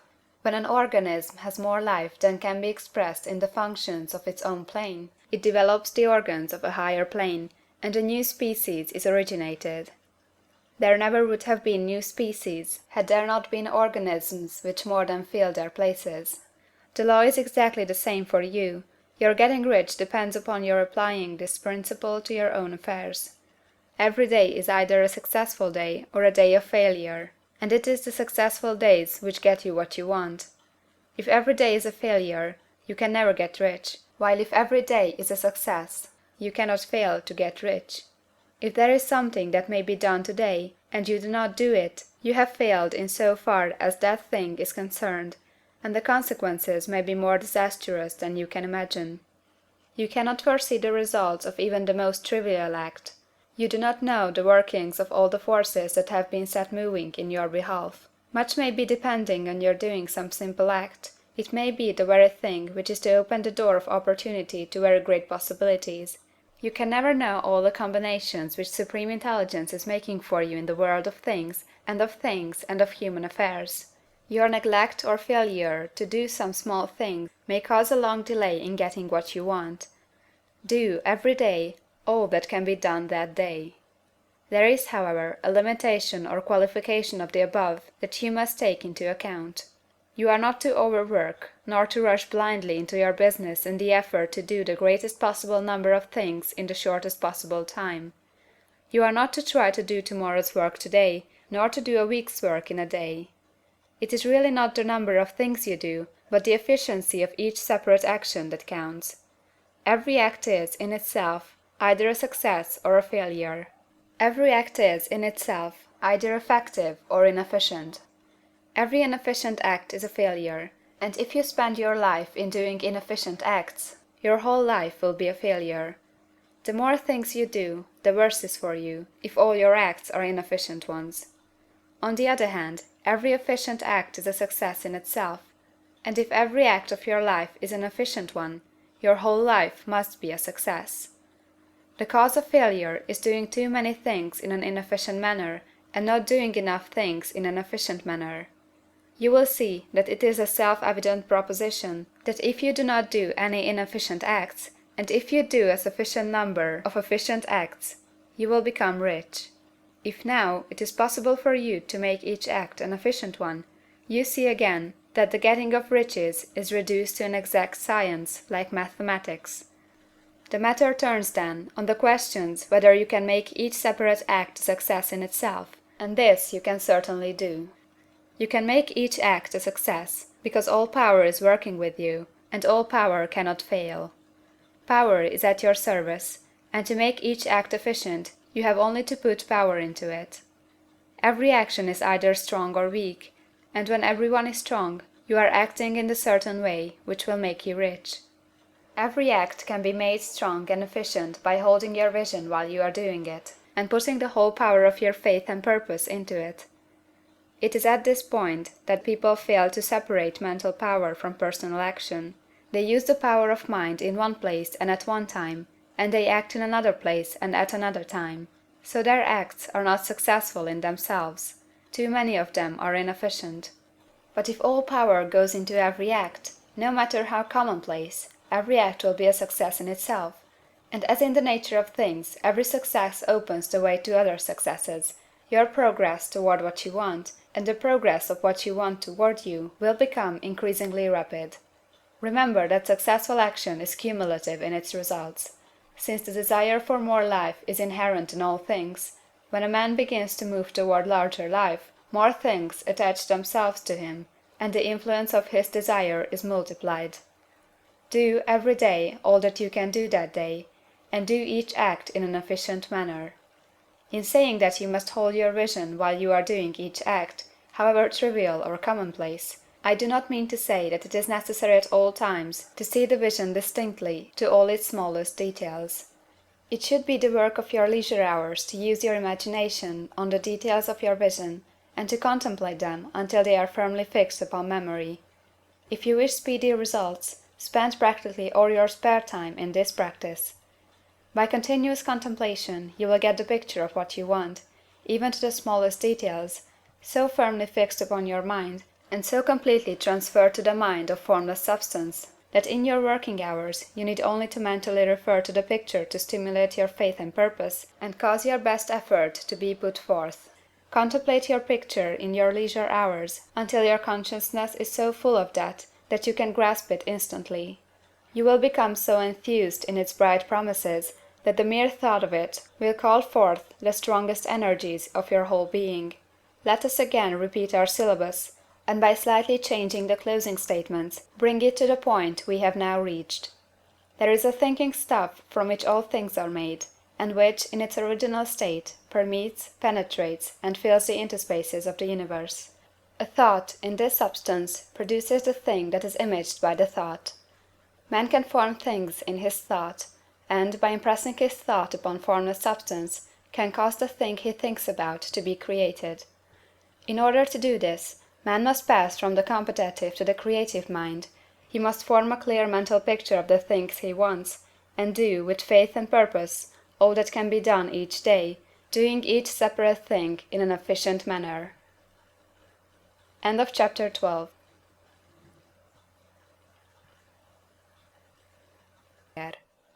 Chapter 13. Getting into the right business. Success in any particular business depends for one thing upon your possessing in a well-developed state the faculties required in that business. Without good musical faculty, no one can succeed as a teacher of music. Without well-developed mechanical faculties, no one can achieve great success in any of the mechanical trades. Without tact and the commercial faculties, no one can succeed in mercantile pursuits. But to possess in a well-developed state the faculties required in your particular vocation does not insure getting rich. There are musicians who have remarkable talent, and who yet remain poor. There are blacksmiths, carpenters, and so on who have excellent mechanical ability, but who do not get rich, and there are merchants with good faculties for dealing with men who nevertheless fail. The different faculties are tools. It is essential to have good tools, but it is also essential that the tools should be used in the right way. One man can take a sharp saw, a square, a good plane, and so on, and build a handsome article of furniture. Another man can take the same tools and set to work to duplicate the article, but his production will be a botch. He does not know how to use good tools in a successful way. The various faculties of your mind are the tools with which you must do the work which is to make you rich. It will be easier for you to succeed if you get into a business for which you are well equipped with mental tools. Generally speaking, you will do best in that business which will use your strongest faculties, the one for which you are naturally best fitted. But there are limitations to this statement also.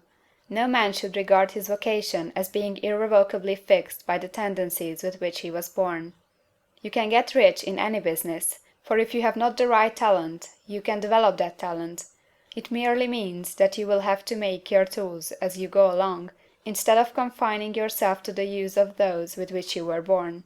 It will be easier for you to succeed in a vocation for which you already have the talents in a well-developed state, but you can succeed in any vocation, for you can develop any rudimentary talent, and there is no talent of which you have not at least the rudiment.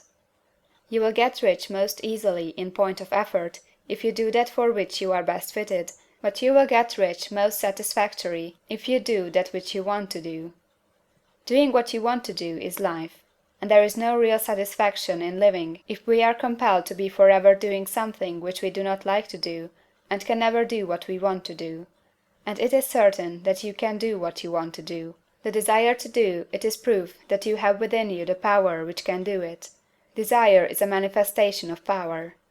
The desire to play music is the power which can play music seeking expression and development. The desire to invent mechanical devices is the mechanical talent seeking expression and development. Where there is no power, either developed or undeveloped, to do a thing, there is never any desire to do that thing, and where there is strong desire to do a thing, it is certain proof that the power to do it is strong, and only requires to be developed and applied in the right way. All things else being equal, it is best to select the business for which you have the best developed talent, but if you have a strong desire to engage in any particular line of work, you should select that work as the ultimate end at which you aim. You can do what you want to do, and it is your right and privilege to follow the business or avocation which will be most congenial and pleasant. You are not obliged to do what you do not like to do, and you should not do it except as the means to bring you to the doing of the thing you want to do.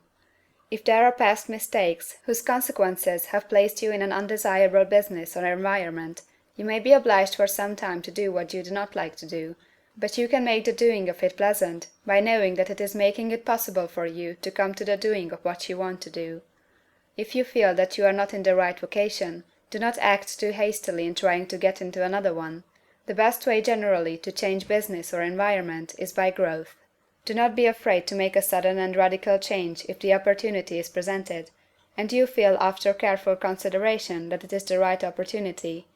But never take sudden or radical action when you are in doubt as to the wisdom of doing so. There is never any hurry on the creative plane, and there is no lack of opportunity. When you get out of the competitive mind, you will understand that you never need to act hastily. No one else is going to beat you to the thing you want to do. There is enough for all. If one space is taken, another and a better one will be opened for you a little farther on. There is plenty of time. When you are in doubt, wait. Fall back on the contemplation of your vision, and increase your faith and purpose, and by all means, in times of doubt and indecision, cultivate gratitude. A day or two spent in contemplating the vision of what you want, and in earnest thanksgiving that you are getting it, will bring your mind into such close relationship with the Supreme that you will make no mistake when you do act. There is a mind which knows all there is to know, and you can come into close unity with this mind by faith and the purpose to advance in life, if you have deep gratitude.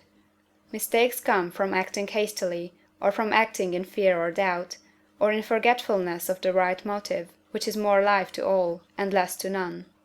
As you go on in the certain way, opportunities will come to you in increasing number, and you will need to be very steady in your faith and purpose, and to keep in close touch with the All-Mind by reverent gratitude.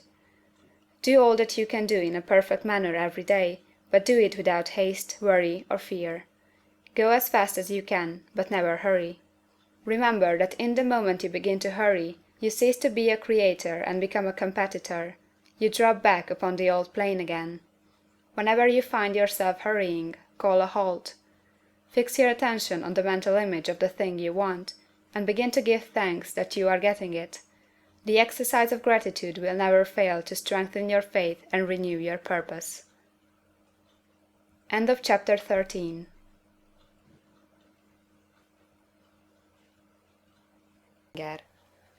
Chapter 14. The Impression of Increase. Whether you charge your vocation or not, your actions for the present must be those pertaining to the business in which you are now engaged. You can get into the business you want by making constructive use of the business you are already established in, by doing your daily work in a certain way. And in so far as your business consists in dealing with other men, whether personally or by letter, the key thought of all your efforts must be to convey their minds the impression of increase. Increase is what all men and all women are seeking. It is the urge of the formless intelligence within them, seeking fuller expression. The desire for increase is inherent in all nature. It is the fundamental impulse of the universe. All human activities are based on the desire for increase. People are seeking more food, more clothes, better shelter, more luxury, more beauty, more knowledge, more pleasure. Increase in something, more life. Every living thing is under this necessity for continuous advancement. Where increase of life ceases, dissolution and death set in at once. Man instinctively knows this, and hence he is forever seeking more. This law of perpetual increase is set forth by Jesus in the parable of the talents. Only those who gain more retain any. From him who hath not shall be taken away even that which he hath. The normal desire for increased wealth is not an evil or a reprehensible thing. It is simply the desire for more abundant life. It is aspiration. And because it is the deepest instinct of their natures, all men and women are attracted to him who can give them more of the means of life. In following the certain way as described in the foregoing pages, you are getting continuous increase for yourself, and you are giving it to all with whom you deal. You are a creative center, from which increase is given off to all. Be sure of this, and convey assurance of the fact to every man, woman, and child with whom you come in contact. No matter how small the transaction, even if it be only the selling of a stick of candy to a little child, put into it the thought of increase, and make sure that the customer is impressed with the thought.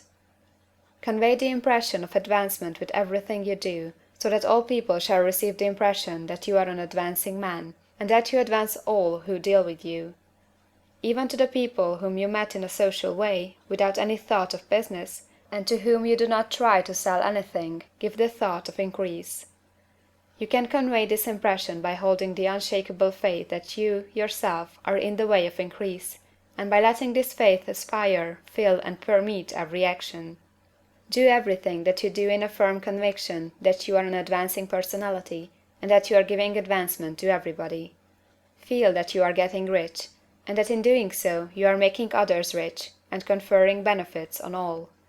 Do not boast or brag of your success, or talk about it unnecessarily. True faith is never boastful. Wherever you find a boastful person, you find one who is secretly doubtful and afraid.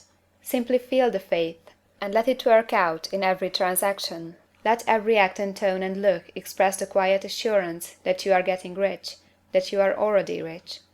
Words will not be necessary to communicate this feeling to others. They will feel the sense of increase when in your presence, and will be attracted to you again. You must so impress others that they will feel that in associating with you they will get increase for themselves. See that you give them a use of value greater than the cash value you are taking from them. Take an honest pride in doing this, and let everybody know it, and you will have no lack of customers. People will go where they are given increase, and the Supreme, which desires increase in all and which knows all, will move toward you men and women who have never heard of you. Your business will increase rapidly, and you will be surprised at the unexpected benefits which will come to you. You will be able from day to day to make larger combinations, secure greater advantages, and to go on into a more congenial vocation if you desire to do so. But in doing all this, you must never lose sight of your vision of what you want, or your faith and purpose to get what you want. Let me here give you another word of caution in regard to motives. Beware of the insidious temptation to seek for power over other men. Nothing is so pleasant to the unformed or partially developed mind as the exercise of power or domination over others. The desire to rule for selfish gratification has been the curse of the world. For countless ages, kings and lords have drenched the earth with blood in their battles to extend their dominions. This not to seek more life for all, but to get more power for themselves. Today, the main motive in the business and industrial world is the same. Men marshal their armies of dollars, and lay waste the lives and hearts of millions in the same mad scramble for power over others. Commercial kings, like political kings, are inspired by the lust for power. Jesus saw in this desire for mastery the moving impulse of that evil world he sought to overthrow. Read the 23rd chapter of Matthew, and see how he pictures the lust of the Pharisees to be called master, to sit in the high places, to domineer over others, and to lay burdens on the backs of the less fortunate. And note how he compares this lust for domination with the brotherly seeking for the common good to which he calls his disciples. Look out for the temptation to seek for authority, to become a master, to be considered as one who is above the common herd, to impress others by lavish display, and so on. The mind that seeks for mastery over others is the competitive mind, and the competitive mind is not the creative one. In order to master your environment and your destiny, it is not at all necessary that you should rule over your fellow men, and indeed, when you fall into the world's struggle for the high places, you begin to be conquered by fate and environment, and your getting rich becomes a matter of chance and speculation. Beware of the competitive mind. No better statement of the principle of creative action can be formulated than the favorite declaration of the late Golden Rule Jones of Toledo: "What I want for myself, I want for everybody." End of chapter 14.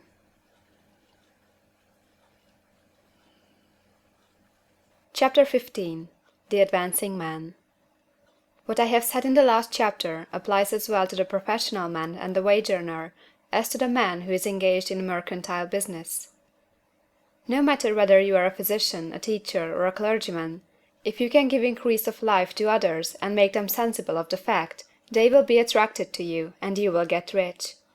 The physician who holds the vision of himself as a great and successful healer, and who works toward the complete realization of that vision with faith and purpose, as described in the former chapters, will come into such close touch with the source of life that he will be phenomenally successful.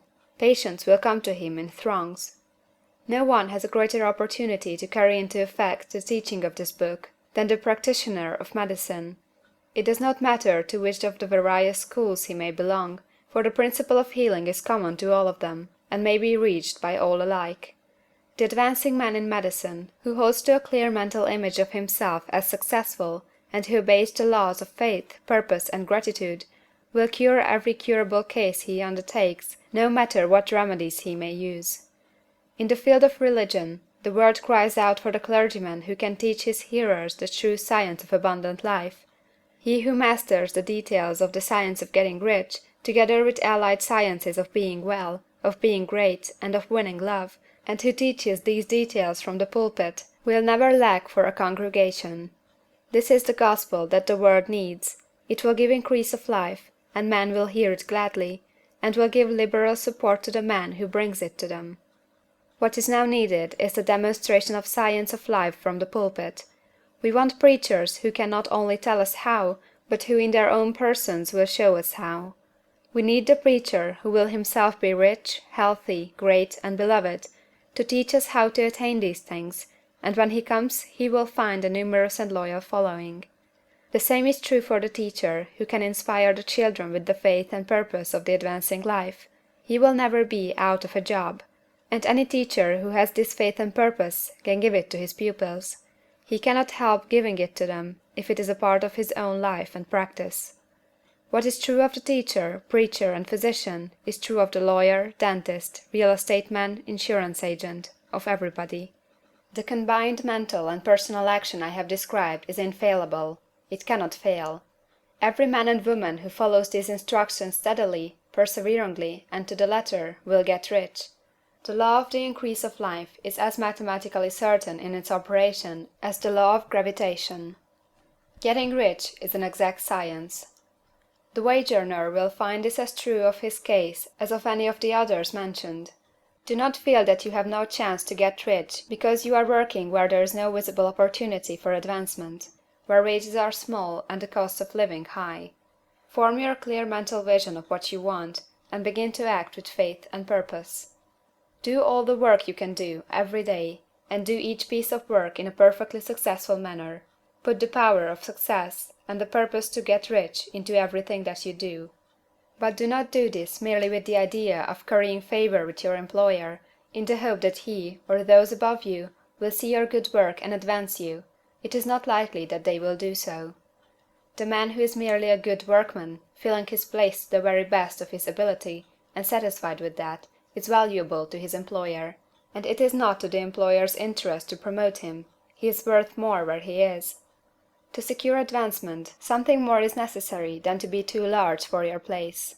The man who is certain to advance is the one who is too big for his place, and who has a clear concept of what he wants to be, who knows that he can become what he wants to be, and who is determined to be what he wants to be. Do not try to more than fill your present place with the view of pleasing your employer. Do it with the idea of advancing yourself. Hold the faith and purpose of increase during work hours, after work hours, and before work hours. Hold it in such a way that every person who comes in contact with you, whether foreman, fellow workman, or social acquaintance, will feel the power of purpose radiating from you, so that everyone will get the sense of advancement and increase from you. Men will be attracted to you, and if there is no possibility for advancement in your present job, you will very soon see an opportunity to take another job. There is a power which never fails to present opportunity to the advancing man who is moving in obedience to law. God cannot help helping you if you act in a certain way. He must do so in order to help himself. There is nothing in your circumstances or the industrial situation that can keep you down. If you cannot get rich working for the Steel Trust, you can get rich on a 10-acre farm, and if you begin to move in a certain way, you will certainly escape from the clutches of the Steel Trust and get on to the farm or wherever else you wish to be. If a few thousands of its employees would enter upon the certain way, the Steel Trust would soon be in a bad plight. It would have to give its working men more opportunity, or to go out of business. Nobody has to work for a trust. The trusts can keep men in so-called hopeless conditions only so long as there are men who are too ignorant to know of the science of getting rich, or too intellectually slothful to practice it. Begin this way of thinking and acting, and your faith and purpose will make you quick to see any opportunity to better your condition. Such opportunities will speedily come, for the Supreme, working in all, and working for you, will bring them before you. Do not wait for an opportunity to be all that you want to be.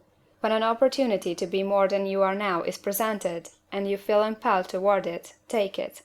It will be the first step toward a greater opportunity. There is no such thing possible in this universe as the lack of opportunities for the man who is living the advancing life. It is inherent in the constitution of the cosmos that all things shall be for him and work together for his good, and he must certainly get rich if he acts and thinks in the certain way. So let wage-earning men and women study this book with great care, and enter with confidence upon the course of action it prescribes. It will not fail. End of chapter 15.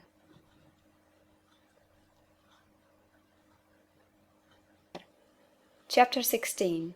Some cautions and concluding observations. Many people will scoff at the idea that there is an exact science of getting rich. Holding the impression that the supply of wealth is limited, they will insist that social and governmental constitutions must be changed before even any considerable number of people can acquire a competence. But this is not true. It is true that existing governments keep the masses in poverty, but this is because the masses do not think and act in a certain way.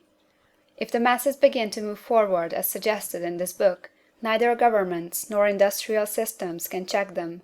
All systems must be modified to accommodate the forward movement. If the people have the advancing mind, have the faith that they can become rich, and move forward with the fixed purpose to become rich, nothing can possibly keep them in poverty. Individuals may enter upon the certain way at any time, and under any government, and make themselves rich, and when any considerable number of individuals do so under any government, they will cause the system to be so modified as to open the way for others.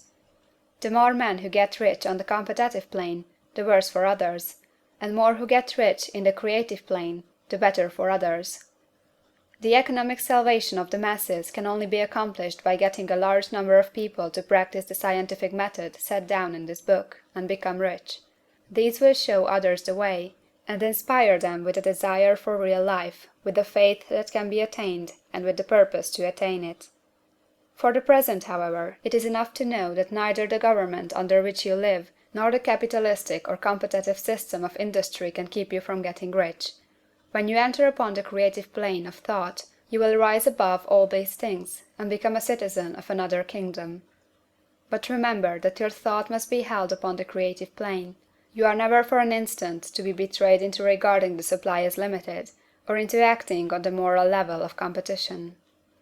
Whenever you do fall into old ways of thought, correct yourself instantly. For when you are in the competitive mind, you have lost the cooperation of the mind of the whole. Do not spend any time in planning as to how you will meet possible emergencies in the future, except as the necessary policies may affect your actions today. You are concerned with doing today's work in a perfectly successful manner, and not with emergencies which may arise tomorrow. You can attend to them as they come. Do not concern yourself with questions as to how you shall surmount obstacles which may loom upon your business horizon, unless you see plainly that your course must be altered today in order to avoid them. No matter how tremendous an obstruction may appear at the distance, you will find that if you go in the certain way, it will disappear as you approach it, or that a way over, through, or around it will appear. No possible combination of circumstances can defeat a man or woman who is proceeding to get rich along strictly scientific lines. No man or woman who obeys the law can fail to get rich, any more than one can multiply 2 by 2 and fail to get 4. Give no anxious thought to possible disasters, obstacles, panics, or unfavorable combinations of circumstances. It is time enough to meet such things as they present themselves before you in the immediate present, and you will find that every difficulty carries with it the wherewithal for its overcoming. Guard your speech. Never speak of yourself, your affairs, or of anything else in a discouraged or discouraging way. Never admit the possibility of failure, or speak in a way that infers failure as a possibility. Never speak of the times as being hard, or of business conditions as being doubtful. Times may be hard and business doubtful for those who are on the competitive plane, but they can never be so for you. You can create what you want, and you are above fear. When others are having hard times and poor business, you will find your greatest opportunities. Train yourself to think of and to look upon the world as something which is becoming, which is growing, and to regard something evil as being only that which is undeveloped. Always speak in terms of advancement. To do otherwise is to deny your faith, and to deny your faith is to lose it. Never allow yourself to feel disappointed. You may expect to have a certain thing at a certain time, and not get it at that time, and this will appear to you like failure. But if you hold to your faith, you will find that the failure is only apparent. Go on in the certain way, and if you do not receive that thing, you will receive something so much better that you will see that the seeming failure was really a great success. A student in this science had set his mind on making a certain business combination which seemed to him at the time to be very desirable, and he worked for some weeks to bring it about. When the crucial time came, the thing failed in a perfectly inexplicable way. It was as if some unseen influence had been working secretly against him. He was not disappointed; on the contrary, he thanked God that his desire had been overruled, and went steadily on with a grateful mind. In a few weeks an opportunity so much better came his way that he would not have made the first deal on any account, and he saw that a mind which knew more than he knew had prevented him from losing the greater good by entangling himself with the lesser. That is the way every seeming failure will work out for you, if you keep your faith, hold to your purpose, have gratitude, and do, every day, all that can be done that day, doing each separate act in a successful manner. When you make a failure, it is because you have not asked for enough. Keep on, and a larger thing than you were asking will certainly come to you. Remember this. You will not fail because you lack the necessary talent to do what you wish to do. If you go on as I have directed, you will develop all that talent that is necessary for the doing of your work. It is not within the scope of this book to deal with the science of cultivating talent, but it is as certain and simple as the process of getting rich. However, do not hesitate or waver for fear when you come to any certain place you will fail for lack of ability. Keep right on, and when you come to that place the ability will be furnished for you. The same source of ability which enabled the untaught Lincoln to do the greatest work in government ever accomplished by a single man is open to you. You may draw upon all the mind there is for wisdom to use in meeting the responsibilities which are laid upon you. Go on in full faith. Study this book. Make it your constant companion until you have mastered all the ideas contained in it. While you are getting firmly established in this faith, you will do well to give up most recreations and pleasure, and to stay away from places where ideas conflicting with these are advanced in lectures or sermons. Do not read pessimistic or conflicting literature, or get into arguments upon the matter. Do very little reading, outside of the writers mentioned in the preface. Spend most of your leisure time in contemplating your vision, and in cultivating gratitude, and in reading this book. It contains all you need to know of the science of getting rich, and you will find all the essentials summed up in the following chapter. End of chapter 16.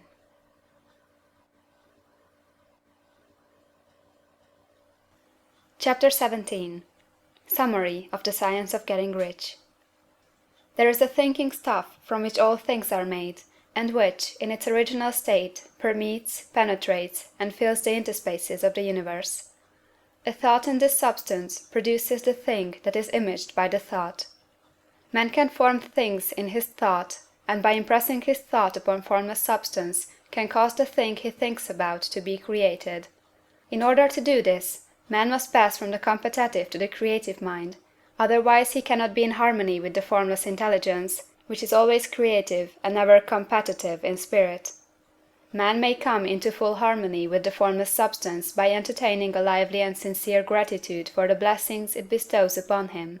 Gratitude unifies the mind of man with the intelligence of substance, so that man's thoughts are received by the formless. Man can remain upon the creative plane only by uniting himself with the formless intelligence through a deep and continuous feeling of gratitude. Man must form a clear and definite mental image of the things he wishes to have, to do, or to become, and he must hold this mental image in his thoughts while being deeply grateful to the Supreme that all he desires are granted to him. The man who wishes to get rich must spend his leisure hours in contemplating his vision, and in earnest thanksgiving that the reality is being given to him. Too much stress cannot be laid on the importance of frequent contemplation of the mental image, coupled with unwavering faith and devout gratitude. This is the process by which the impression is given to the formless, and the creative forces set in motion. The creative energy works through the established channels of natural growth and of the industrial and social order. All that is included in his mental image will surely be brought to the man who follows the instructions given above, and whose faith does not waver. What he wants will come to him through the ways of established trade and commerce. In order to receive his own when it shall come to him, man must be active, and this activity can only consist in more than filling his present place. He must keep in mind the purpose to get rich through the realization of his mental image, and he must do, every day, all that can be done that day, taking care to do each act in a successful manner. He must give to every man a use value in excess of the cash value he receives, so that each transaction makes for more life, and he must so hold the advancing thought that the impression of increase will be communicated to all with whom he comes in contact. The men and women who practice the foregoing instructions will certainly get rich, and the riches they receive will be in exact proportion to the definiteness of their vision, the fixity of their purpose, the steadiness of their faith, and the depth of their gratitude. End of chapter 17. And end of the Science of Getting Rich, by Wallace D. Wattles.